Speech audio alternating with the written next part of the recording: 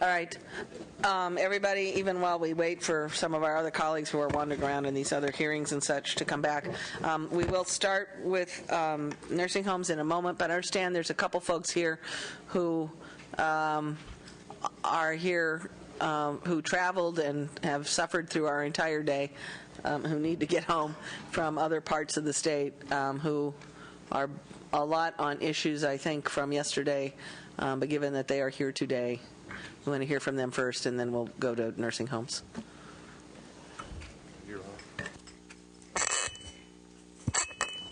Thank you, members of the committee, for letting us testify today. My name is Jesse Sandoval. I'm here with the Marin Center for Independent Living. I'm a system change advocate.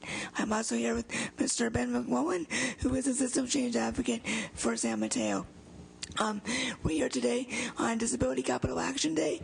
We've been here most of the day as a community. We've been engaging in a rally and a march, and we've been visiting our legislators, letting them know about how the budget cuts are affecting people with disabilities. And right beside me here, I have over 9,000 letters that our California System Change Network has collected in just 2 months from consumers who are being impacted by the budget cuts, and of course by the May revise as well.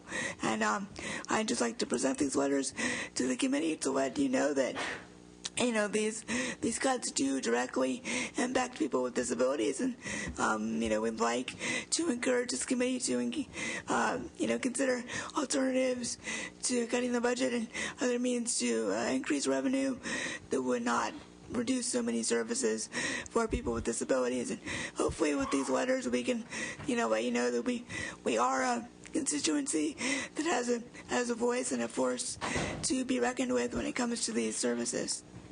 Does the committee have any questions? No, thank you, and we will take those. My one thought, if you have other copies of them that you have kept in your organization somewhere, is to make sure that the individual members who, in other words, if a constituents from a particular district, that you try to make sure that copies of the same letter get to the members who represent the person whose address is on the bottom.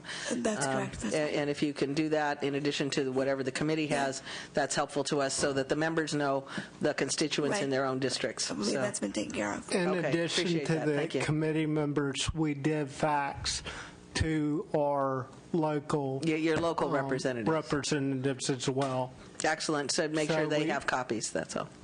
Yes. Excellent. Thank you very much. We did hear a lot of those issues yesterday and a few more today. So as we look at the letter, I'm sure there's multiple issues throughout the agendas. And we do recognize that some of the issues that we reflect in the letter have been discussed previously and have been protected to this point.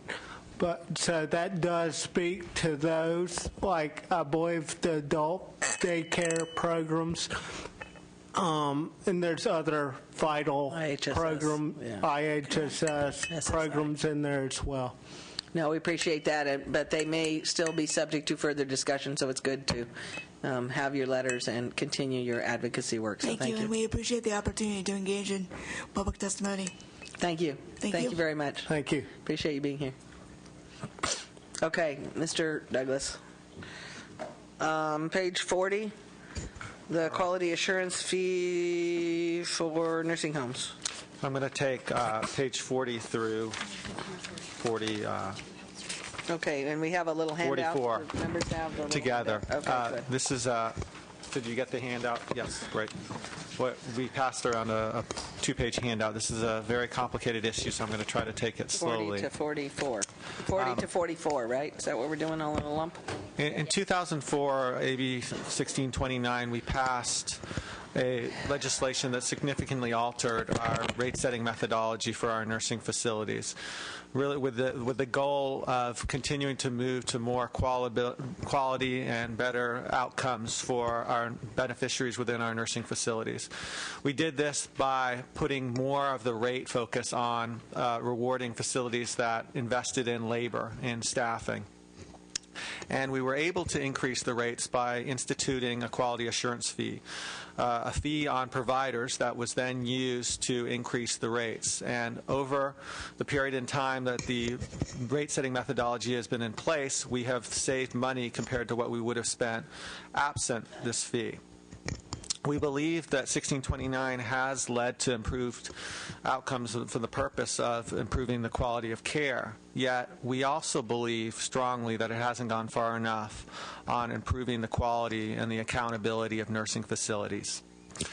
We're now at the point where 1629 is up for reauthorization. It will sunset at the end of the budget year. And without extending it, we're at risk as a state of having a fiscal impact of the neighborhood of $400 million general fund from the loss of the quality assurance fee. Or we're potentially going to have to reduce nursing facility rates significantly so that we don't have a general fund impact. So we are, as an administration, proposing to extend AB 1629 for one additional year. We are proposing to do this in a way that ensures that nursing facilities receive rate increases, but without any general fund impact, and I'll explain how we do that. But we believe strongly, as I said, that we need to continue to work on ensuring there's more quality and accountability within the nursing facility system. So we are proposing many reforms to ensure that the rate-setting methodology moves forward with its intended purpose for driving more quality and accountability. And we're doing that through reforms that I'll discuss. And finally, we're setting up a special fund that we're putting some of the rate increase money into, and we'll pay out that money in the budget year +1 to those facilities that meet certain quality and accountability measures. So in particular, we are increasing the rate in the budget year by 3.9% with no new general fund, and we're doing that by extending the quality assurance fee to the multi-level facilities, which is a type of facility that right now is exempt from paying the quality assurance fee. We're extending it to them because we have looked at the data, and on average, these facilities have more than 50% of their days that are Medi-Cal related. They have benefited over the last several years from rate increases. While there will be some facilities that will be net losers, meaning they'll pay more in fee that they will receive back in rate increases, we believe it's important to make sure that all facilities are contributing to it. And so we're extending it to them, and that money will help fund rate increases both for those multi-levels as well as other nursing facilities. We're also including language to be able to trend forward the revenue that we assess the fee against from 2 years old data to current data. That means that we will have a higher revenue base that we can assess the fee against, meaning that we'll generate more revenue because of the higher base that we're assessing the fee against. We're also able to assess the fee at a higher level because licensing and certification fees are down in the budget year because of their changes that they enacted.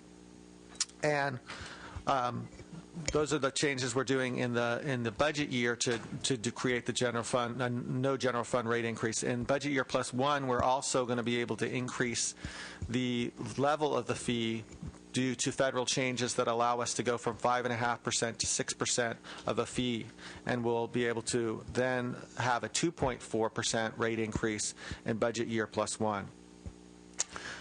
We're also having several different reforms that will strengthen the accountability and quality of provisions. One, we are ensuring that we can collect the quality assurance fee against facilities regardless of change of ownership. We're going to make sure that we only pay for liability insurance up to certain levels. Right now, the liability insurance is paid for any facility regardless of their costs. We're capping liability insurance at the 75th percentile. We think it's very important that we continue to fund liability insurance, but we also believe that there's a balance between funding all facilities liability insurance regardless of the costs that they have incurred because of incidents within their facility, and balancing that with a need to drive the right incentives and the right accountability. So we're setting that at the 75th percentile. Now, the savings that come from capping it at the 75th percentile rather than at 100% are going to be put in this special fund and are going to be used to go back to facilities in terms of accountability payments. We are also in the budget year having licensing and certification go out and review facilities' compliance with 3.2 level staffing standards, meaning that they need to comply with having the 3.2 hours in place per staffing shift. And Ellen's licensing and certification will go out to those facilities and make sure that they're in compliance. To the extent they're out of compliance, we will be assessing a fee of the equivalent of 25% of their labor-driven operation allocation, and that will be set aside in the special fund and then going to facilities in budget year +1 who meet accountability measures. We are also in budget year +1 going to make more provisions to set aside in this special fund. First of all, we are setting aside 50% of the labor-driven operation allocation that will be set aside in this special fund. And we will then institute a quality and accountability payment system that at the end of the year, the funding in this special fund that will be made up of 50% of the labor-driven operation allocation, as well as the first 2% of the 2.4% rate increase, as well as any penalties from the facilities that are out of compliance with the 3.2 staffing standards, and finally, the funding from going to 75% liability, all will go out in payouts to facilities that meet quality and accountability measures. So all facilities in the aggregate are going to receive this 2.4% rate increase in budget year +1, but the money will only go to those facilities that meet quality and accountability measures. So we believe all these measures in sum are moving us in the right direction, making sure that we do have 1629 in place over the long term. We need to extend this to ensure we don't have a general fund impact. We need to make sure that there are rate increases for facilities, but for those facilities that meet quality and accountability measures. And we really need to do these reforms now so that we've had an extensive stakeholder process with all different stakeholders. We have received a lot of different feedback. There was no consensus, I'll make that clear, but we received feedback across the spectrum on a need for better quality and accountability. So I'm happy to take any questions. Yes, Senator Leno. Thank you. Very complex, but you articulated it well, and I think I'm following along. I did want to ask, what's the history with the exemption for the multi-level retirement communities? Good question, Senator Leno. When 1629 was put into place, there was an objective that were certain facilities, both the multi-level facilities as well as another group called the continuing care retirement community facilities, that provide services at different levels, from nursing facility, step down, more in the community, that they would be exempted because one of the big things was that they had low level of Medicaid utilization, or that was the contention.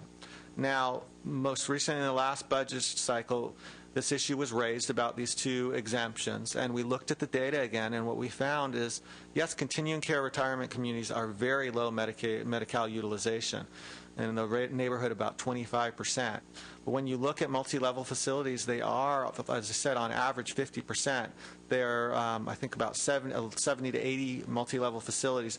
The majority of them actually are way above 50% Medi-Cal utilization, meaning that they are receiving back significant rate increases. There are some that don't have any Medi-Cal days, and I will say that they're going to be big losers under this. Would it make sense, given that you're acknowledging there will be losers, to set a threshold for them? Under federal rules, we can't make those. Once you get into certain, if you did that type of exemption, it wouldn't pass the federal test, and the fee would get. So it's all or nothing. It's all or nothing. Got it. Yeah. Senator Alquist? Yeah, that's my. I have legislation in this area that specifies many of the things Mr. Douglas just mentioned. It's SB 732, and it's right now in Assembly Health Committee. And it's certainly an issue that we have to deal with on the multi-service one. Mm-hmm. The point there is that they're getting a free ride. They have not really been held to the same standard, and they have Medi-Cal patients, and it's important that they meet the same standards of accountability as nursing homes. So that's the point. Second point is that I agree with the staff's recommendation to adopt the placeholder language and to continue the conversation. I look forward to working with the chair and with the department. And there are a lot of, it is a complex area. There are five or six main areas. And it's been a very polarizing issue with people, hardly anyone in the middle. You're either really for this or you're really against it. And we do need to see that this is extended and done in a way that it's not as polarized as apparently it was in 2002 when I was in 2001 or 2002 when I was in between both houses. So I look forward to working with everyone on this issue and look forward to the lively debate. Okay, we'll have policy staff, I'm sure, engaged with the trailer bill discussion that's giving Senator Dutton a headache. Okay, all right, public comment?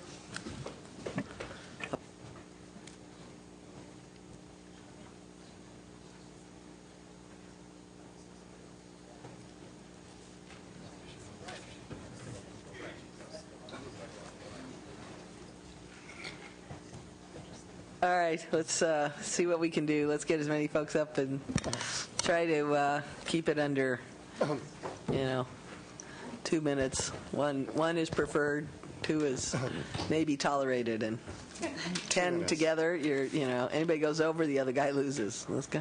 All right. Thank you. Mike Connors with CANR, California Advocates for Nursing Home Reform. We're opposed to the proposed rate increase, but I'm here to talk about the accountability measures. And we're very encouraged by the administration's proposal to provide accountability, and we're eager to work with the administration to strengthen them. We've sent a letter to all of you outlining specific recommendations to strengthen the accountability provisions. Today is one of the very few times that the legislature has considered whether or not AB 1629 is working since it was passed in 2004. And I'm here to tell you that it isn't working for residents. It may be working for facilities. Medi-Cal payments to nursing homes have increased statewide by about $1 billion a year since 2004. That's a lot of money. But care hasn't really improved. And not only are we paying more money, we're paying nursing homes bonuses in the range of almost $200 million a year without considering whether they're providing better care. So our goal is to make sure that residents are treated well. And we would like to make this system work, and we're committed to work with you for that purpose. When I say that it isn't working for residents, what I'm talking about is that care in many facilities just hasn't gotten better. Although there are good nursing homes in California, and they deserve to be commended, we have a core set of facilities that are providing bad care.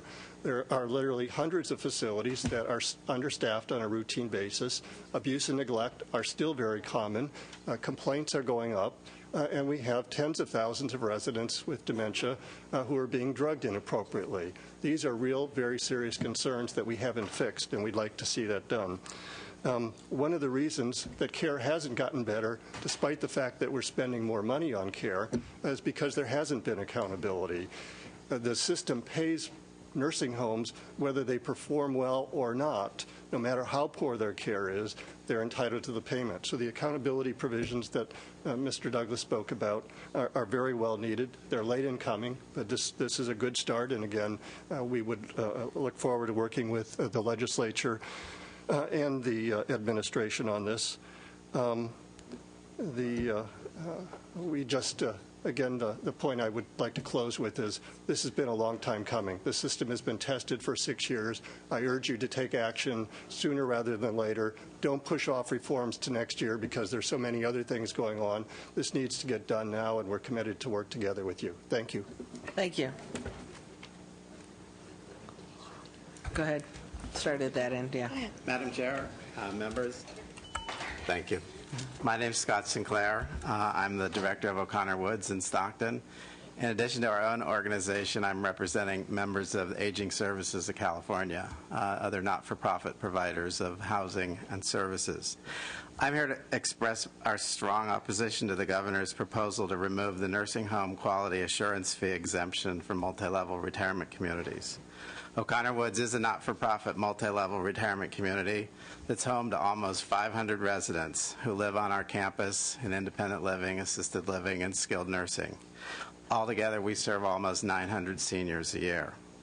O'Connor Woods is home to mostly middle-income seniors who've worked hard all of their life to save up enough for a decent retirement. We don't charge entrance fees like some retirement communities, so we're generally more affordable. Our skilled nursing facility is not certified for Medi-Cal, and between resident fees and our endowment gift fund that helps to subsidize people who outlive their resources, we try to take care of people who've lived with us. Removing the quality assurance fee exemption for multi-level retirement communities would devastate us. We estimate the annual cost of this fee for O'Connor Woods would be over $350,000. And since we will receive absolutely nothing in return, that entire amount would have to be borne by the private pay residents in our skilled nursing facility, amounting to an increase for each of them of at least $600 a month, or $7,000 a year. This new tax can't be borne by our organization. Our margins are so thin that it would have to be passed on to the residents. So what do we have then? This would be nothing more than a new tax of over $7,000 a year per person on every private pay resident in our nursing home.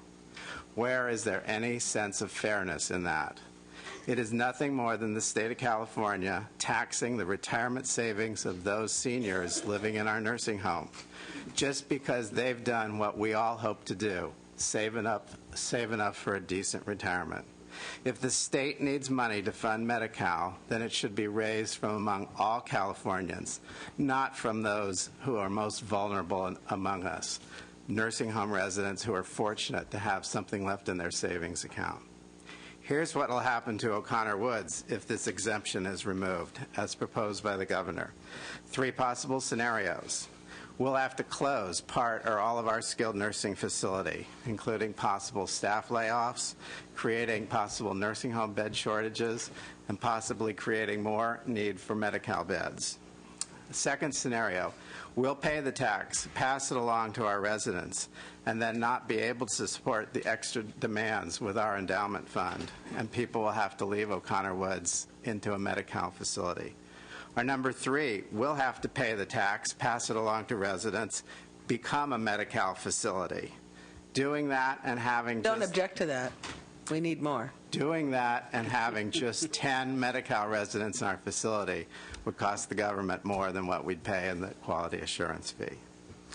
Removing the quality assurance fee exemption for MLRCs is a bad idea, will devastate O'Connor Woods and many of the other members of our state association. Please don't let this proposal move forward. Thank you. Mr. Douglas, I don't see their name on the list of institutions that we thought, that were listed here as those who would be. Anyway, go ahead. It's Meadows. Our nursing home Meadows is called we list. Meadowwood. Thank you. That one I can find. Yeah, Okay. I mean, we can Next. follow, but one thing I just want to clarify, we wouldn't be, if it's on the nursing facility component, so, we can talk more with you, but it seems like you're viewing this as across all your All residents. beds, yeah. Yeah, and that's not the case. That cost is just on our nursing home beds, our 100 nursing home beds. 600.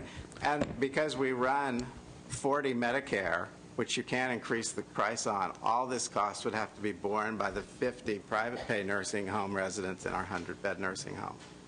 So they're having to bear even more burden because of that. Okay, let's hear the rest of this, and then we'll go back and chat about it. Okay. Hi, Jack Christie for Aging Services of California. I have a couple of brief points. The first one is, let's focus on what this is. This is a tax on an occupied nursing home bed, regardless of payer. Mr. Douglas said that there was a high percentage of MLRCs with lots of Medi-Cal patients. individually within the 77 MLRCs, that's true, but look at all 77 MLRCs, and they have 4.4% of the Medi-Cal patient days.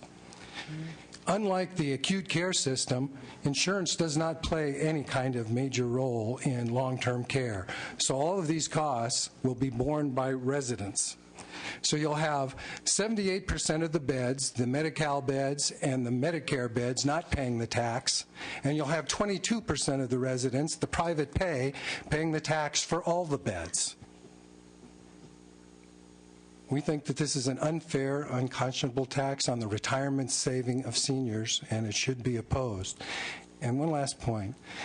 At meetings on this, the state makes it clear that they see the QAF as the way for expanding Medi-Cal. Well, clearly, from what you've heard, and if you look at the numbers on these things, it's just impossible. It's not going to be the force that expands Medi-Cal. And I would just put out, why is it that these old in nursing homes that have means are the ones responsible for the old in nursing homes that are on Medi-Cal? Sort of like the same reason we asked Kaiser to help us draw down Medi-Cal for the hospitals, because they don't serve the Medi-Cal patients, and we need to acknowledge that they aren't. I mean, we're looking at the list, and we'll talk to Mr. Douglas in a minute when we're all done here about how to think about structuring fees and such. But go ahead. Deborah Doctor from Disability Rights California. I sat here 6 years ago in opposition to AB 1629, afraid for what it might produce. And I agree with everything that Mike Connors said from Canna. We're not taking a position on the extension of the QAF, but we do want to praise the Department of Health Care Services, something I don't do very often, for introducing these quality measures. I was part of the stakeholder group, and Toby was generous when he said there wasn't a consensus. It was scary some days, but all of us put in a lot of time and tried to find areas that we agreed on, and he is right that there was, I think, a consensus about more accountability. So while I might wish that it went further, and I sent a letter to you all, which I hope you got today, with our suggestions for changing and making stronger those recommendations, I really do want to say that we're happy to see progress towards tying reimbursement to quality. The other thing that I want to say is to ask you to look at this discussion in the context of long-term care, not separate from the discussions you're having on IHSS and adult day health services, all of which serve the same population. And to me, the nursing home industry has been uniquely advantaged by not having been threatened with cuts, by having the labor-driven operating allocation, which also can be characterized as a profit built in, which your IHSS workers don't have and your adult day health centers don't have. Nobody else has who provides long-term care. And I'd like to suggest that if you do decide to extend, as the department has proposed, extend the QAF to more facilities, and we're not taking a position on that, that you consider, instead of passing that on to the nursing homes as an increase, that you look at how much the state is spending out of its general fund to pay the nursing homes and use the additional income from the QAF and the federal match to back out general funds, which could be designated for the alternative community-based services which comply with the law and are what people want, IHSS and adult day health centers. Thank you very much.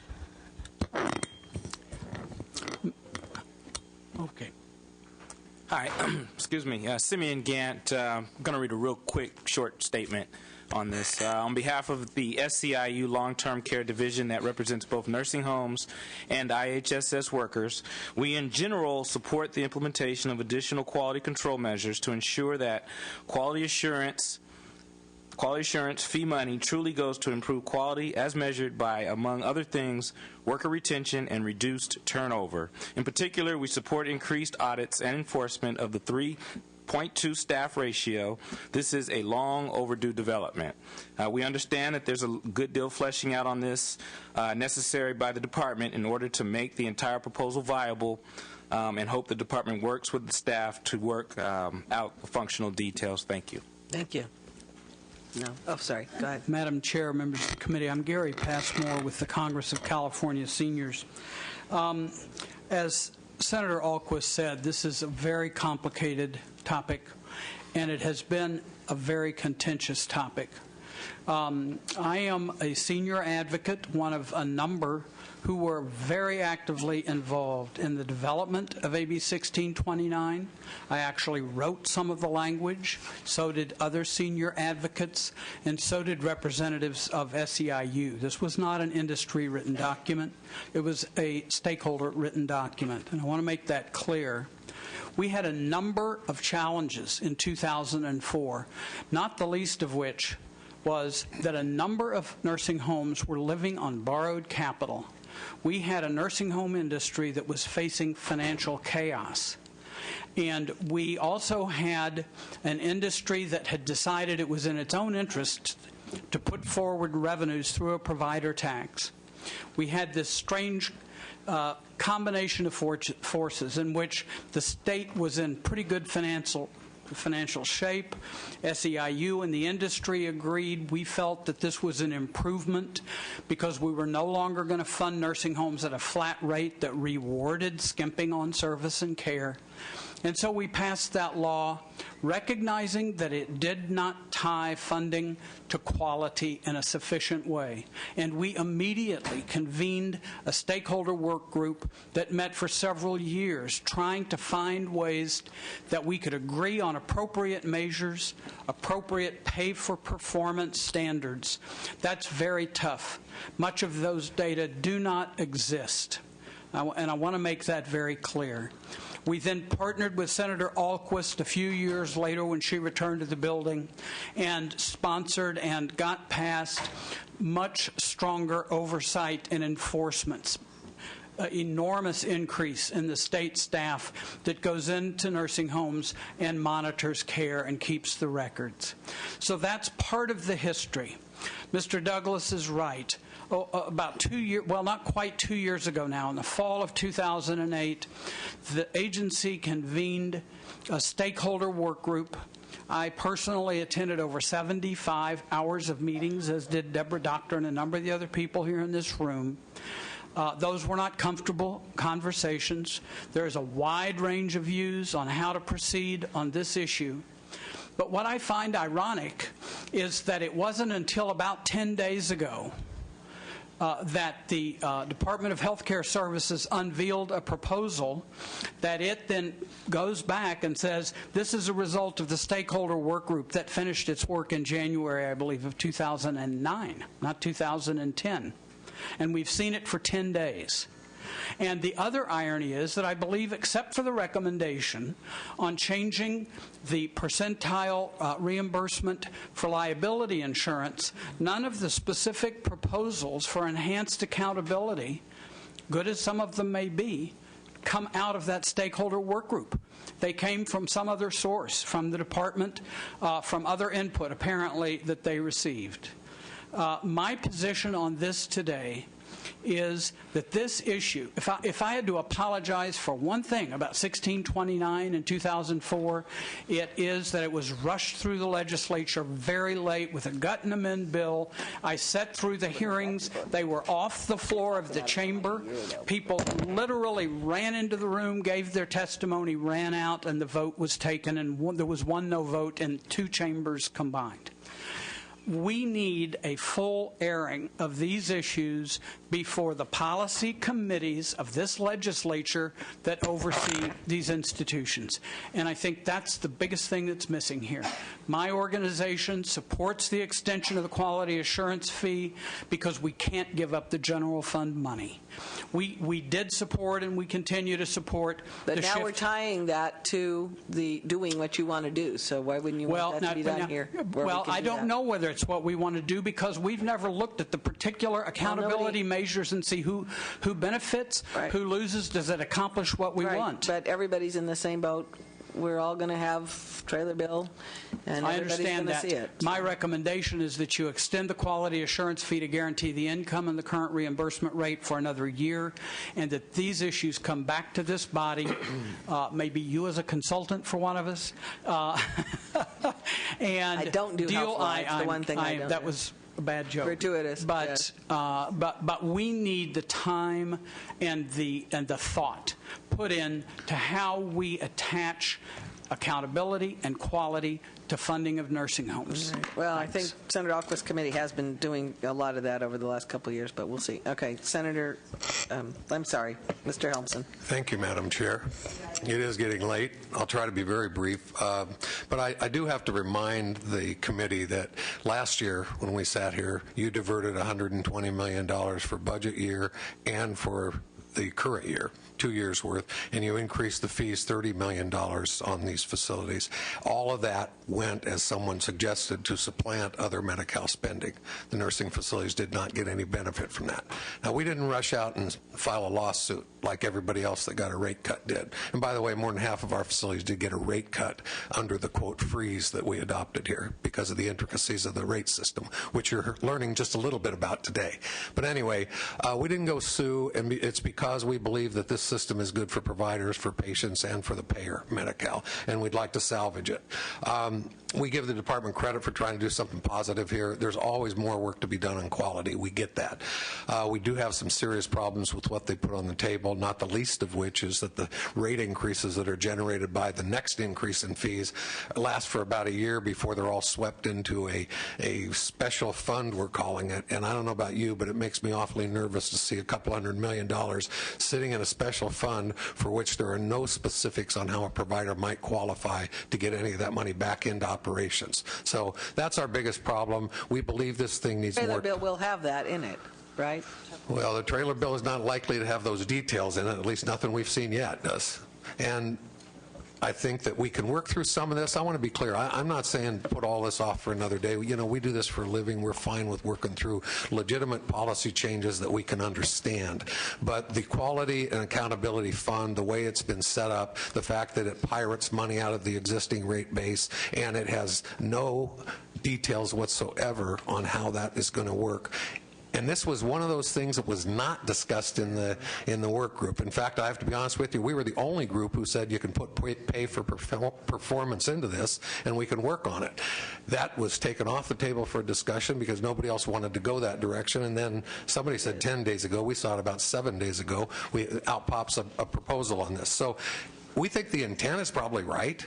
But you can't swallow all of this in the next 2 weeks. We can do some of this in the next 2 weeks, and we provided the committee with an alternative, which laid out actually a more modest rate increase, some reforms in quality that we can get our hands around that I know on staffing, and we're even willing to forego some of the liability insurance coverage to fund things like the ombudsman, some decent studies on this problem, staff in the department to oversee staffing. I mean, we're not saying maintain the status quo, but you can't move this quickly to restructure a system and change basically the entire policy from a labor-driven, cost-based system where facilities get paid for what they spend within legitimate categories to a system now that has some laudable goal of inspiring quality but has no structure and no guarantees, no predictability, and we can't conclude that it's going to change behavior in a positive fashion. So what we'd suggest is that we work as we always do with the trailer bill language, but we cull out those things that are this year's problem.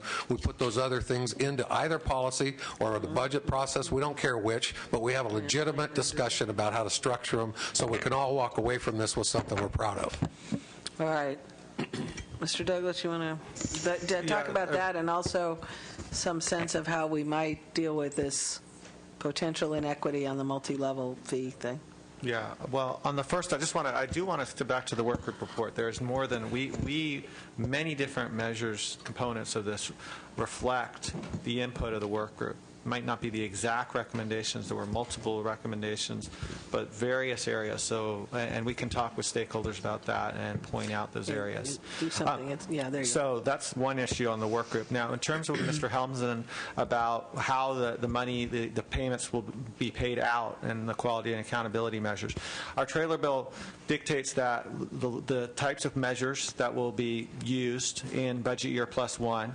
We dictate that we will have a stakeholder process in the budget year that will come to agreement on how those measures will be qualified, both in terms of what the benchmarks will be, whether there'll be benchmarks as well as rewards, whether they meet certain improvement levels. All that will be decided in the budget year, so that in budget year +1 at the beginning of the year, the facilities will know what they need to achieve.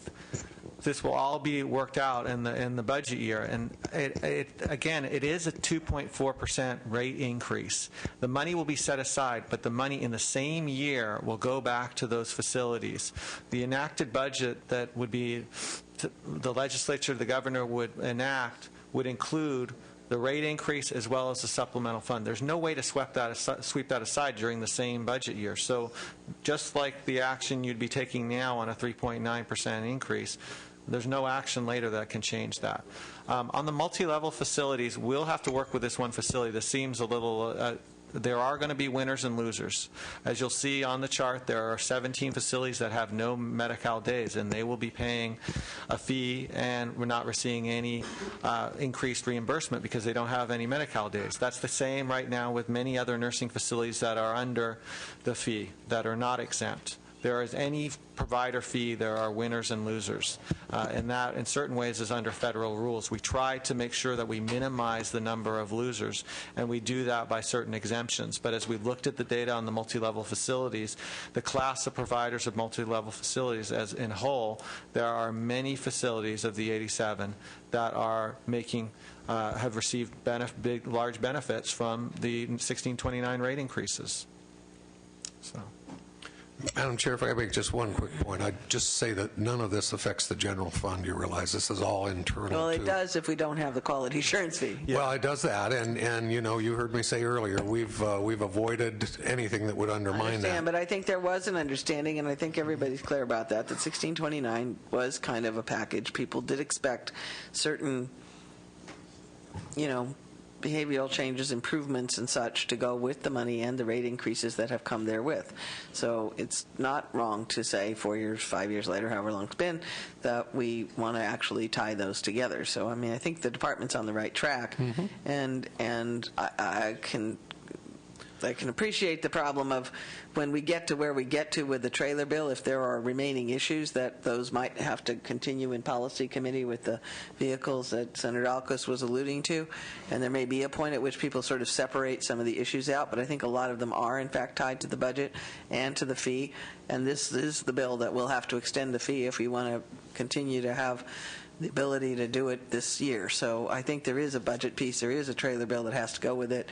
Whether there are additional issues that may affect out years that could be dealt with in a policy committee separately, I think is fair, but I think everybody needs to try to work with the trailer bill the administration has proposed till we get to that point where there are issues that are not solvable, and then move those over. I mean, on the one level.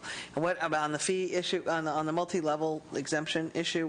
What's the amount? How did we get to wanting to do that? Well, I realize that at least half the list has more than 50% Medi-Cal. So the reason we're doing it gets back to that we do not want to have any additional general fund impacts. So the only way to increase rates to all facilities without additional general fund impact is to do the types of provisions. Is there anything that can be done with respect to this question of profits and for-profits and non-profits, or people that don't have Medi-Cal patients, or I don't know how to think about scaling it. Yeah, I can work with stakeholders. My gut reaction is no, that we wouldn't be able to pass the test, the various federal tests. On making sure, I mean, there are these. It's the same issue we're dealing on the hospital fee. When you start to try to do those types of parsing exemptions, it gets against what the provisions in federal law, which is that you can't hold everyone harmless. There has to be winners might have and to losers. scale the fee in such a way that it doesn't have undue impacts on them who are not Yeah. participants in the rate increase, but may mean less money, and we Yeah. just have to figure it out. All right. We will continue to work with all stakeholders. I mean, everyone's been cooperative. I do want to acknowledge the nursing facility. I mean, we've been litigated on all fronts. They've been trying to work with us on this, and that in itself, they've been trying to move this forward.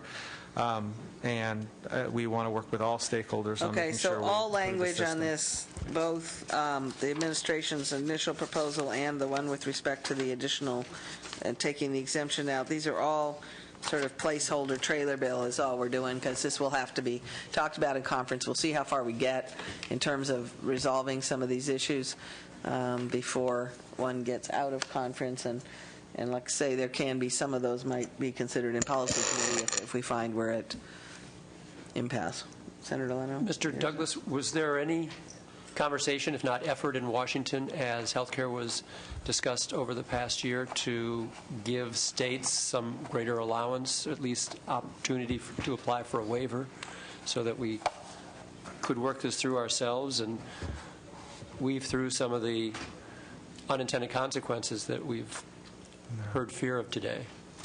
Unfortunately, there weren't any changes. There are, we have, under our current nursing facility fee, we do have a waiver of certain provider fee requirements, and one of them allows for exemptions of certain facilities. But when you start to do when you still have to, when you get a waiver, you still have to pass certain tests. One's a statistical test around distribution of who's paying the fee, who's getting the payments back, and another one is this definition of called hold harmless, where they'll look at making sure you're not putting the payments back just to those who are being assessed the fee. That has not changed in federal law, and we're stuck with it. There's a huge benefit from this fee of the $400 million, but I can't deny that there are facilities out there that are going to be impacted.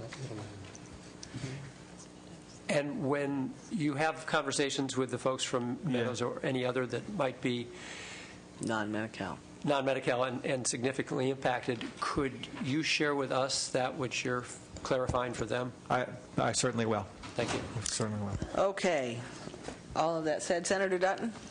Yeah, I think where our concerns are going to be in the lack of details on the quality and accountability, with regards to the special fund. Just come up to you. And then also the new taxes with regards to some of the retirement communities. So we can go along with pages. I mean, we can support for it until we like to see the whole thing go to policy, but I can understand there may be reasons we can't.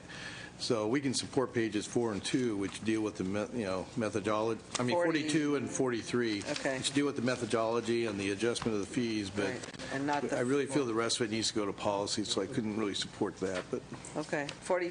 So the one on the exemption of the multi-levels, that's the one. You know what? I know on page 44. So you're okay. 42, 43 are the main ones, right? 42, 43. Okay. Without objection, 2, 4, 6. And the trailer bills, obviously, for those pieces. Yeah, these are that's the whole thing is the trailer bills, basically. Placeholder trailer bill language. Separate trailer bills, right? Right. Placeholder trailer bill language on page 42 and 43 in accordance with the governor's proposal. I mean, it's based on the governor's proposal, but everybody's got to work out the detail and see how much of it stays there.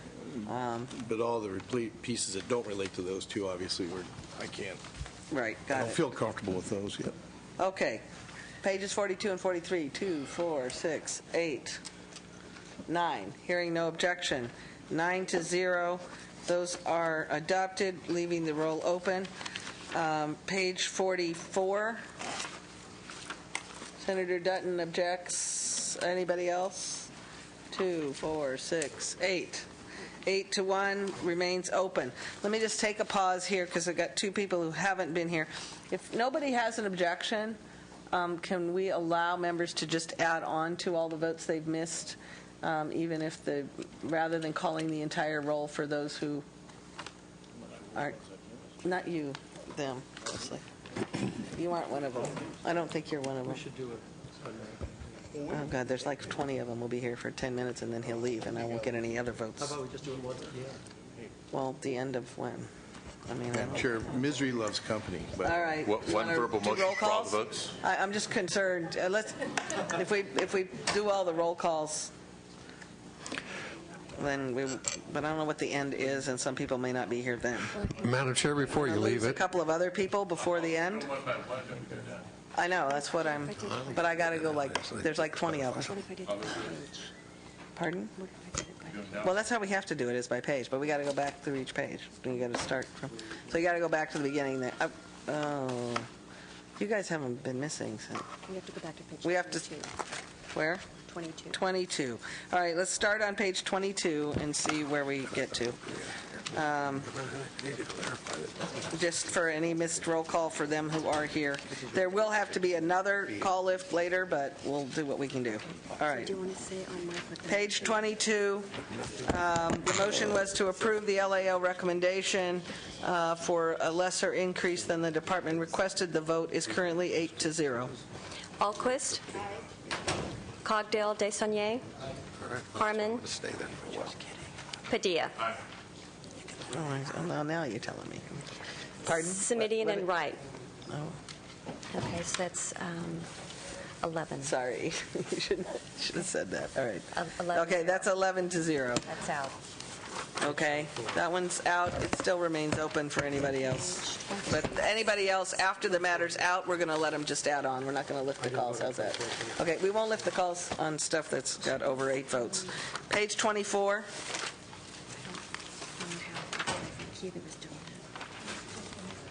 All right. Okay. Page 24, the motion was to reject the, actually, I think we took all one vote on 24, 25, 26.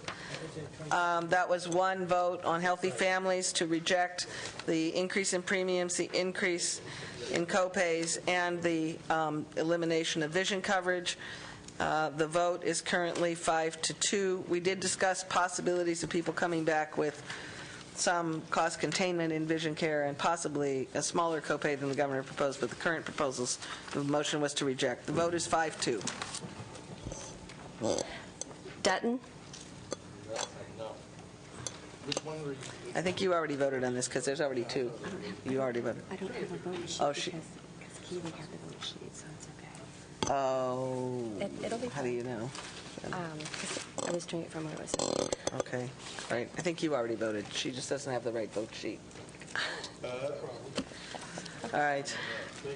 He's a no. Okay. Ashburn. Cogdale. Desaulniers. Harmon. Huff.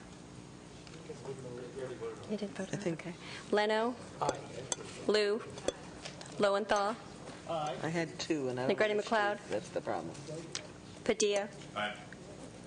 Simidian and Wright. Roll call.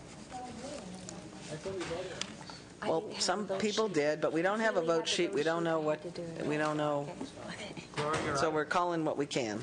Okay. All right, so what do we have? 11-3. Okay, she's showing 11-3. That can't be right. We only have 10. It's because I had half was a no and Dutton, so. And you might already had Ashburn. So 19.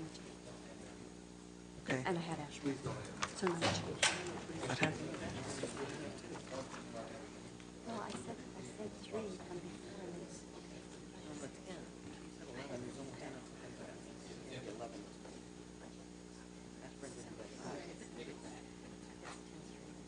I'm sorry. Yeah.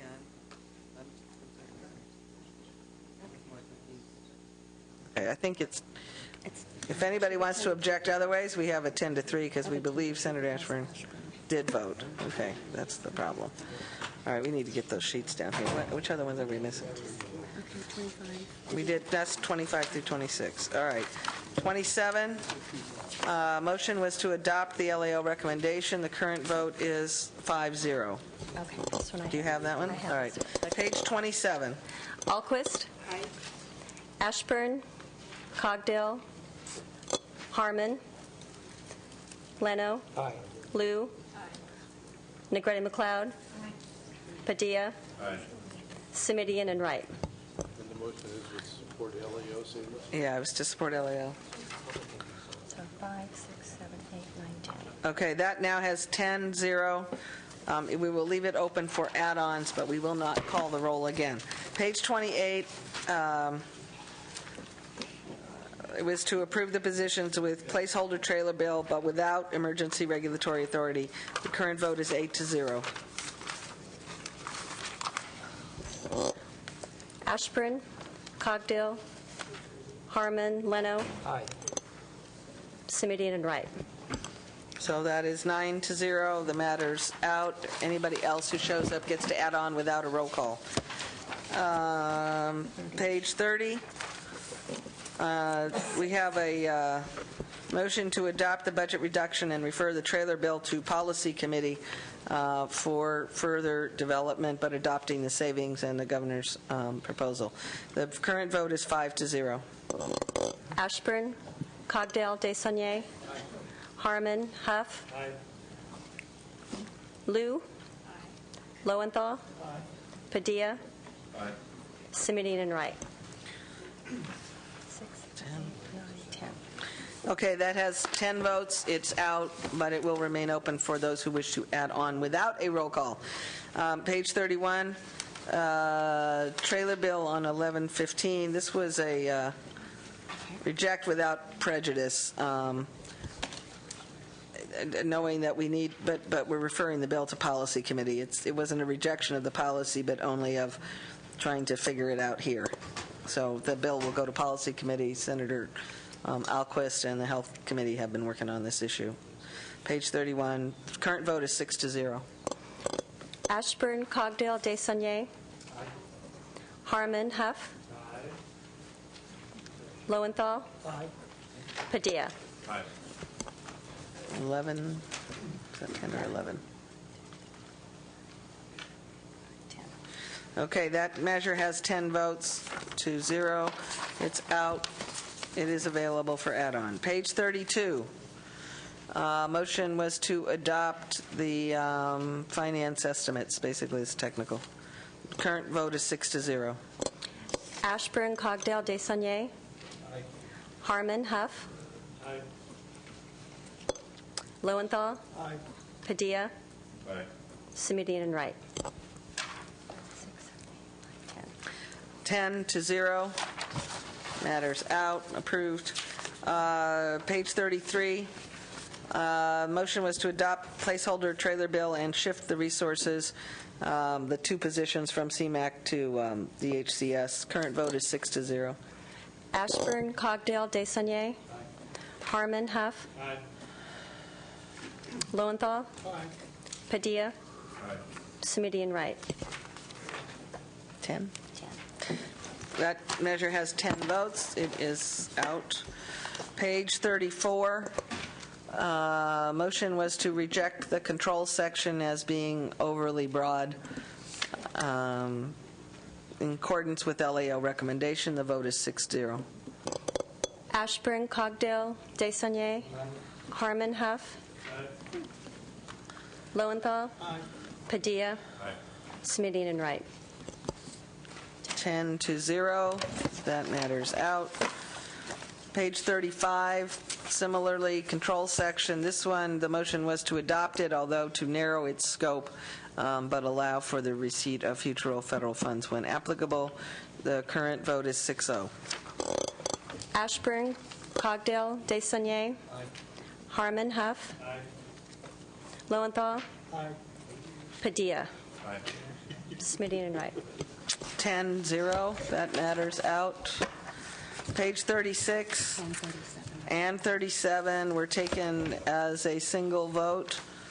This was the two reduction. Where did I? Oh, no, we took it separately. Okay. This is the reductions, 10% reduction to public and private hospitals. It was taken as a single vote. It's pages 36 and 37, unless somebody wanted to split it. Current vote is 5-1. Ashburn, Cogdale, Desaulniers. Harmon, Huff. Lowenthal. Padilla. Simidian and Wright.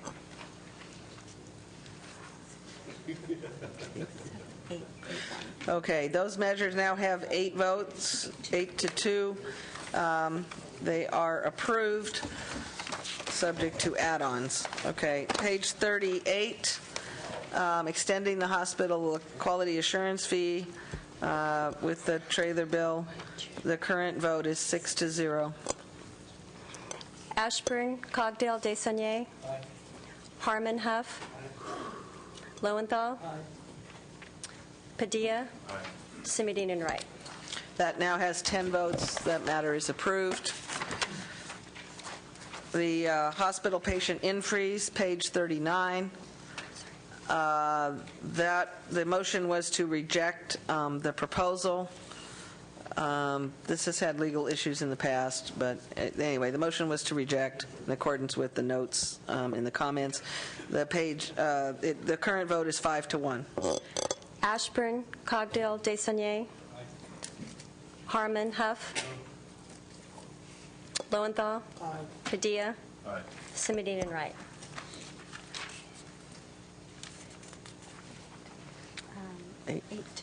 That now has 8 votes. It's 8-2. That is approved.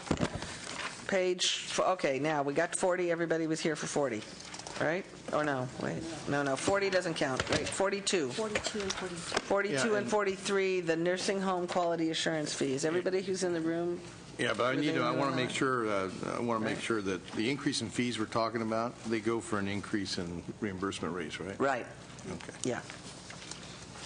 Okay, so somebody's missing. We have 9 votes on this. Call the roll, just see where we are. I'm just going to call it. 42, yeah. Oops, here comes Wright. You're going to have to add on stuff. I ain't doing it again. Okay. Okay. Hold on. 42 and 43, the current vote is 9-0. I'm going to have to call it. Oh, you didn't have that? That's because they were coming in and out. I didn't catch Okay, on this one, we're going to, that. Because you just took this meeting and everybody. oh, I did it as I'm sorry. Okay. I did it as everybody present, so we didn't have a roll call on this. Okay. Well, we already have 9-0. You can just add on. Never mind. Okay. We already have 8 on this one. Okay, I'm 42. I'll figure that out. Oh, I see. We don't know who was here. 43, it was no. And this is 8-1, but if you don't know who was here. That's on the next page. I know, but I know. Okay, I know. I'm just trying to figure out who's. I see the problem. All right. We don't know who could add on because we were doing it unanimous for those who were present, but we don't know who was present. So it was. I mean, everybody's been going in and out so often. We don't know who was present and who wasn't. So we'll call the roll again on 42, 43. We had adopted it basically as unanimous consent, and we don't know who was here. So go ahead. Okay. The motion is to adopt the placeholder trailer bill. Ducheney. Aye. Dutton. Aye. Alquist. Aye. Desaulniers. Aye. Huff. Leno. Aye. Liu. Aye. Lowenthal. Aye. Negrete McLeod. Padilla. Aye. Simidine and Wright. Right here. There we go. Right, aye. 11. Okay, those now have 11 votes, On 42 and 43. and people can add. That's pages 42 and 43. Page 44, we have a roll call. The vote was 8-1 to adopt the placeholder and continue the discussions as department tries to figure out how to make this fair. All right, call the roll. Ducheney. Oh, you didn't write that one down? Aye. Okay. No, but it's one. Dutton. Okay. No. Dutton was a no. So I- Alquist. Ashburn, Cogdale, Desaulniers. Harmon. Huff. No. Leno, Liu, Lowenthal. Negrete McLeod. Padilla. Aye. Simidine and Wright. You get the vote. 9-2. Okay, that measure now has 9-2. It is approved. Okay, we are now on page 45. Anybody else who needs to add on, you can add on later. Oh, oops, I found another one with it. Wait. I'm looking for all the short votes. Wait. There's a batch back here. Do we not know where these? I think the budget says, she's got papers down here. I got 15 votes.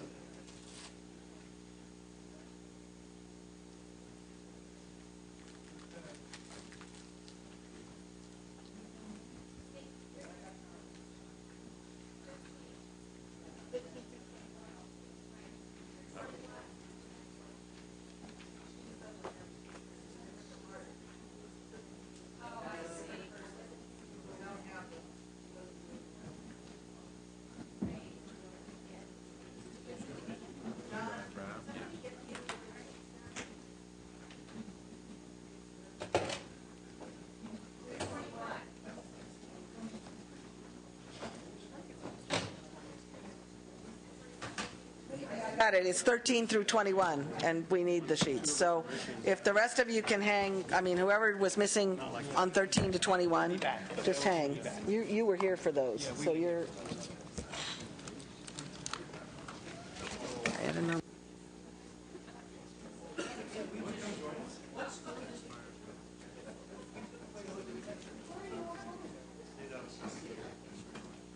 Oops, okay, found, wait, found. They were in another section. Found. Okay. I'm sorry, I'm trying to do this. I know, it's not your job. Okay, page 13, can I write you? it, Jen, please? Yeah, this is not our I didn't see. average secretary. Page 13. You got a page 13? I have a page 13. Okay, page 13. The motion was to adopt the reduction and placeholder language. The current vote is 7-1. Dutton? Page 13.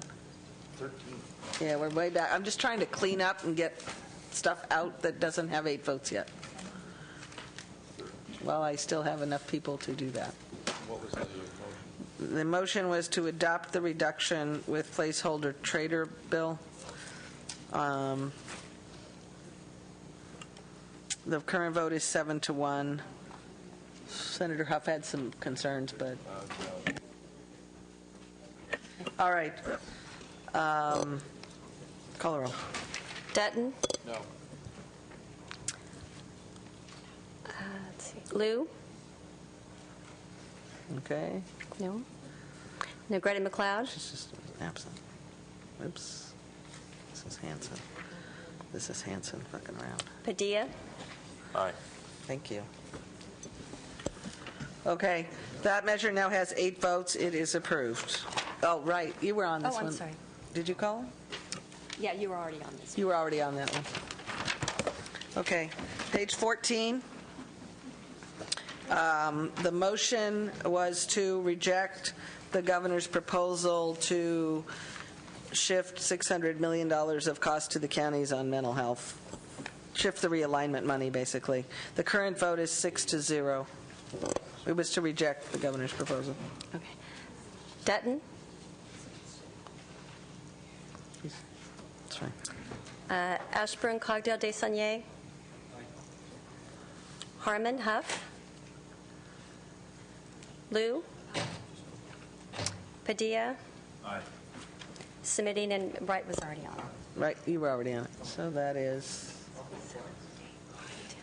Sometimes that's helpful. 10. 10. 10 to 0. 10 to 0. I have no idea. I've forgotten. Let's see. No, they were just leaving them to do it with different...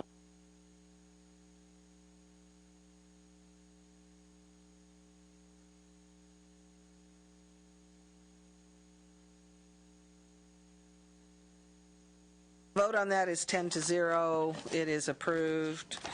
Page 15. 7-0. The motion was to approve the governor's proposal. The current vote is 7 to 0. Alquist? Aye. Cogdale, Desaulniers? Aye. Harmon, Lou? Aye.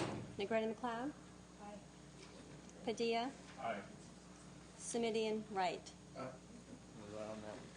Yeah, I think you were already on it. 13. Okay, that has 13 votes. It is approved.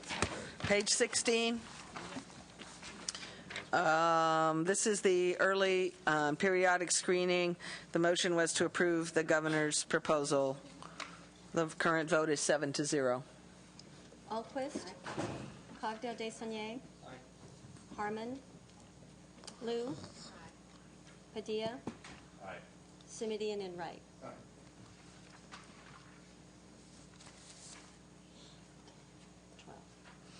The measure has 12 votes. It is approved. Page 17 through page 17, supplemental mental health services in healthy families. The recommendation was to approve. This was a technical change, I think, but it is a savings. The current vote is 7 to 0. Alquist? Cogdell Desaulniers. Harmon. Lou. Padilla. Wright.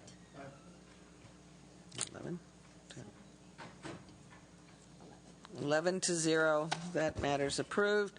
Page 18, adopt LAO recommendation for both years. This is on the state hospital's caseload issue. LAO found savings. Finance was okay with it. The current vote is 7 to 0. Alquist. Cogdell Desaulniers. Harmon. Lou. Padilla. Simidian and Wright.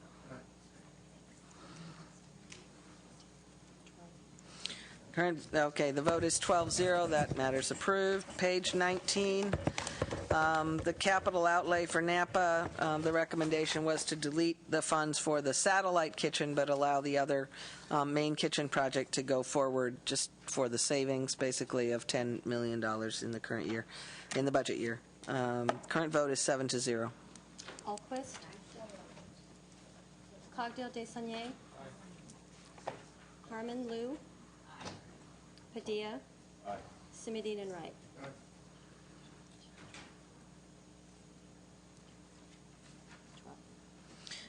Measure has 12 votes. It is approved. Page 20, we're almost there, members. The budget bill language on the conditional release program, this goes into the correct, this health, anyway. LAO concurred with the recommendation. The motion was to approve. The current vote is 7 to 0. Alquist. Cogdell Desaulniers. Lou. Padilla. Simidian and Wright. 12, that measure has 12 votes. It is approved. Page 21, the sex offender commitment program. The motion was to approve. We asked some questions about the administrative staff, but LAO concurred with the department. The motion was to approve. Current vote is 7-0. Alquist. Cogdell Desaulniers. Harmon. Lou. Padilla. Simidian and Wright.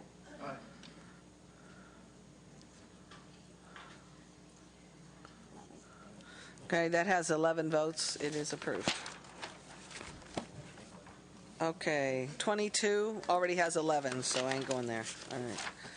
Anybody who wants to add on later when we get back to it. Appreciate folks staying. Okay, now we are on page, we will finish today, we promise, 45.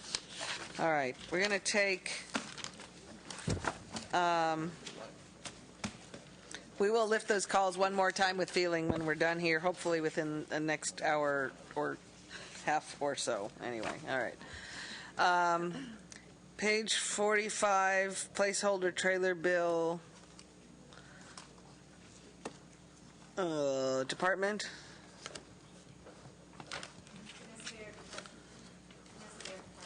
Yeah, you'll be over there. I got it. I'll text you or something. Yeah, I'll text you when we're done. And you can stop.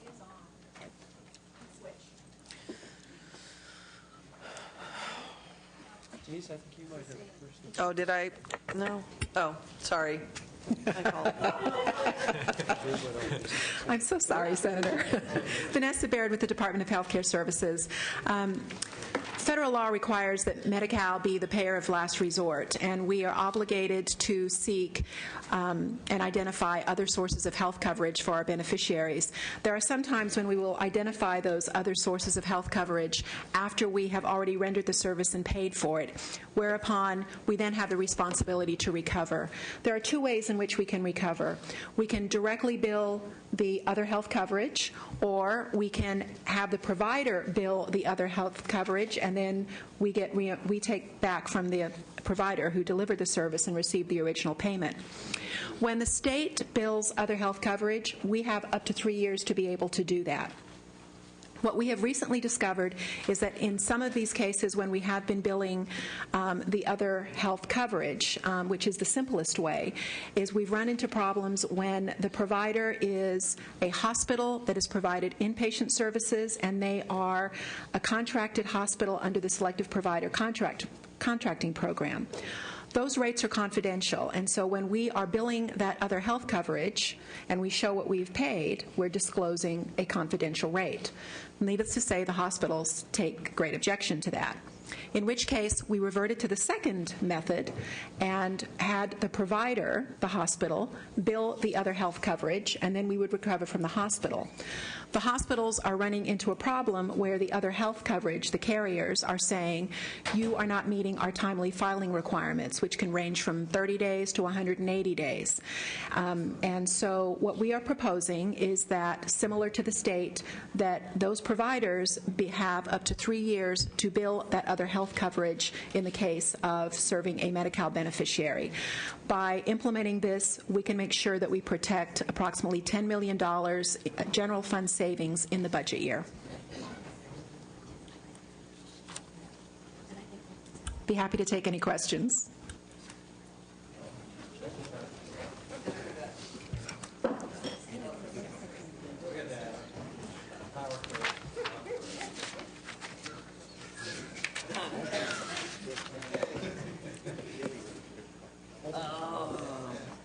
Okay, all right. Anybody, LAO, do you want to comment on this? We don't have any issues with the proposed language. Anybody, questions? No? Okay. Oh. Elizabeth Yes, ma'am. Landsberg with the Western Center on Law and Poverty and Support. There are a lot of Medi-Cal beneficiaries that have other health coverage, and we need to make sure we're collecting so that the state isn't held responsible for these costs. Thank you. Okey doke. Adopting trailer bill language, placeholder, so everybody works it out, consistent with the governor's proposal. Is there? So moved. Okay, I call the roll because then we're going to be able to the same problem. The motion is to Ducheney? adopt the governor's Proposal? Yes. Okay. Ducheney? Aye. Dutton? Aye. Alquist? Ashburn, Cogdale, Desaulniers? Harmon, Huff? Leno? Aye. Liu? Lowenthal? Negrete McLeod? Padilla? Simitian and Wright. 1, 2, 3, 4, 5, 6, 1, 2, 3, 4, 5, 8. That measure has 8 votes. It is approved. Okay. Yes. Open thing. I can't deal with it anymore. Page 46, reduction to radiology rates. Department. As part of our cost containment efforts, this is another proposal that we are bringing forward. We looked at our various rates and uncovered that for radiology services that we are paying in many instances for different services way in excess of Medicare rates or above 80% of Medicare. And we're proposing to reduce all radiology rates to 80% of Medicare, and this would lead to a savings of roughly $13 million general fund. And that would be consistent with the rates that all other specialty and folks in Medi-Cal get?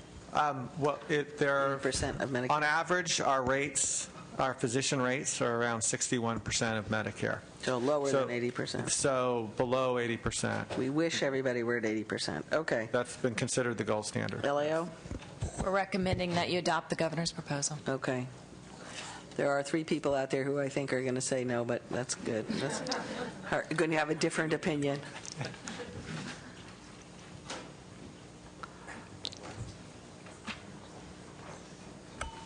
Madam Chair and members, Bob Acken on behalf of the California Radiological Society, radiologists, physicians who provide many of these imaging services. It's tough to argue against. This is a rate cut in terms of hospital outpatient and freestanding imaging centers. We would recommend a couple of things, one of which is the rates vary all over the place. There's a lot of imaging procedures where substantially below Medicare, especially in ultrasound. This would be a reduction for screening mammography, for example, of 10 to 20%. So we think if you're going to be fair here, and 80% is the gold standard, apply it across the board and raise those that are less, because the market basket for imaging and a radiology group's determination to accept Medi-Cal is based upon the pool of patients, variety of services, not just some of the procedures that are a little bit higher. PET scans, positron emission tomography scans are actually being raised by the federal government now, so we would encourage, again, the department to look at the current Medicare rates. That's a very expensive modality and something that provides cancer staging treatment, very important for Medi-Cal patients as well. So the last thing I'll say is appropriateness criteria for whether or not the procedure is done in the first place is also someplace the department should look, not just at rates, because that would have cost savings in this proposal as well. So, what are the utilization controls? Some of our radiology is under utilization control. We do prior authorization. Others are not, partly due to the enormity of having to review those. It would require us to bring on additional staff, or if it was possible to bring on there are contracted organizations that do this. It would be hard to receive the savings in the same budget year. It is definitely a worthwhile approach, but it doesn't lead to immediate savings. And what about this issue of, can you sort of, I don't know, equalize, if you will, everybody at more or less somewhere between 70 and 80%? I mean, I know you're dealing with a bazillion different codes, and some people may be lower, some people higher, but is there a way to suggest that? The issue is really money. This is an abnormality. In general, we're way, I mean, as I said, on average, our rates are 61%. Right. So this is a huge variation. But to the extent one of these codes was already 61%, would they still have a reduction? No. That's what I'm trying to get at. If I'm already at 80% or less, does the reduction apply? No, it doesn't. Okay. So that. Okay. But by the same token, if you're at 40% of Medicare, you don't get an increase. So, I mean, it's that. Well, yeah, I know. You know, and I appreciate. I get that. I appreciate that. One final point. But neither do the other 500 physicians that are subsidizing our Medi-Cal program and other specialties. So. One final point on screening mammography. The one thing the legislature did last year in the Every Woman Counts program is to allow providers to accept the analog rate rather than the digital rate, which is higher. Digital mammography is what almost everybody uses these days. So to avoid disenfranchising those recipients, we agreed to allow providers to accept less. Now you're going to accept another 10 to 50% reduction. I think this is going to impact access, and that's something I think you should be considering. All right, we're concerned. I'm sure the department will monitor that, but let's hear it. Thank you, Madam Chair. Members of the committee, Carolyn Jenna with the California Medical Association. We, too, are opposed to the proposal to reduce these rates, given the reasons cited by Mr. Ackerman and the other fees that are lower currently and that are not proposed to be raised, in addition to the agreement made for Every Woman Counts and just the access concerns we have about any rate cuts right now in Medi-Cal. Thank you. Okay. Madam Chair, members, Tim Shannon representing the Children's Specialty Care Coalition. These are the subspecialists that deal with children. We also agree with Mr. Ackerman's remarks and oppose the 80% reduction as proposed by the governor. Thank you. Well, it's not an 80% reduction. It's a reduction to 80% of Medicare, which is more than most folks get around here. Someday, we'll get revenues back to where we can afford Medicare. Senator Dutton? With regards to these rates and stuff, do they take into consideration equipment and things like this? Because I am a little concerned about the difference between digital, which I know is what everybody's going to, and versus the others. And that there are certain cost aspects with the equipment. How does that come into play with these rates and stuff? Well, if it's in a hospital setting, it depends. There are rates for the actual service, the codes, as well as they're different for the hospital and their overhead. Yeah. But some of it's built in, and I'm sure Mr. Ackerman and others say that taking it down isn't going to cover all the costs, but we're trying to align with Medicare here. Yeah. Well, I'm also talking about cost of delivering service. Now, another aspect is the actual cost of delivering that service, which, like electricity, for an example, is, they use a lot. And right now, our energy policy concerning renewable energy is actually leading us to have an artificially high cost, which, as everybody's telling me, is going to go up about 20%. Maybe we ought to think about reversing our decision on renewable energy policy so that we can allow the purchase of hydraulic power from British Columbia so we can reduce our power so they would actually probably have a net savings, even if they took these lower rates, because we could help lower their utility cost. too bad Mr. Padilla was here, I'd actually ask him to go ahead and maybe pursue this with the energy. But that is part of what we can do here, and that's what Madam Chair, one of the things I really do want to bring into the discussion at some point is there are things that we're doing from a policy standpoint that's artificially increasing the cost of doing business and providing services here in California. It's also a direct relationship to driving people out of California that would be providing jobs. And we need to make those changes. There's policy changes that can be made that would actually save money, and this is one of those examples. We're trying to reduce the cost here, but you could actually help to lower their operating costs if we would just make a simple policy change. So, What would be the policy change? Renewable energy. So you missed my whole spiel. Different department. No wonder Toby Douglas is looking. So I'm going to go ahead, but that's what I'm concerned about. Yeah, I think you could. There's a lot of things we can do to help lower that cost. I'm for that, Senator Wright. The concern I have in the real world in my district, I have whole areas where services are unavailable. And earlier in this year, I actually had to go and get a kid from San Pedro and take him to a urologist in Inglewood because there were no urologists in the entire region of San Pedro that would take Medi-Cal. And so when he called, I thought, okay, this is a no-brainer. And I called several urologists in the San Pedro, Long Beach area, and they said, we don't take Medi-Cal. So I had to find a urologist in Inglewood who happened to be a friend of mine, go get the kid and take him because he couldn't transport from San Pedro to Inglewood for a urologist. And I'm finding that for some specialties, the service is totally unavailable in Hope. I mean, I hadn't thought about it until I saw this one kid, and I would hear people say, I can't find a cardiologist or I can't find. I now have whole portions of my district where entire specialties are unavailable.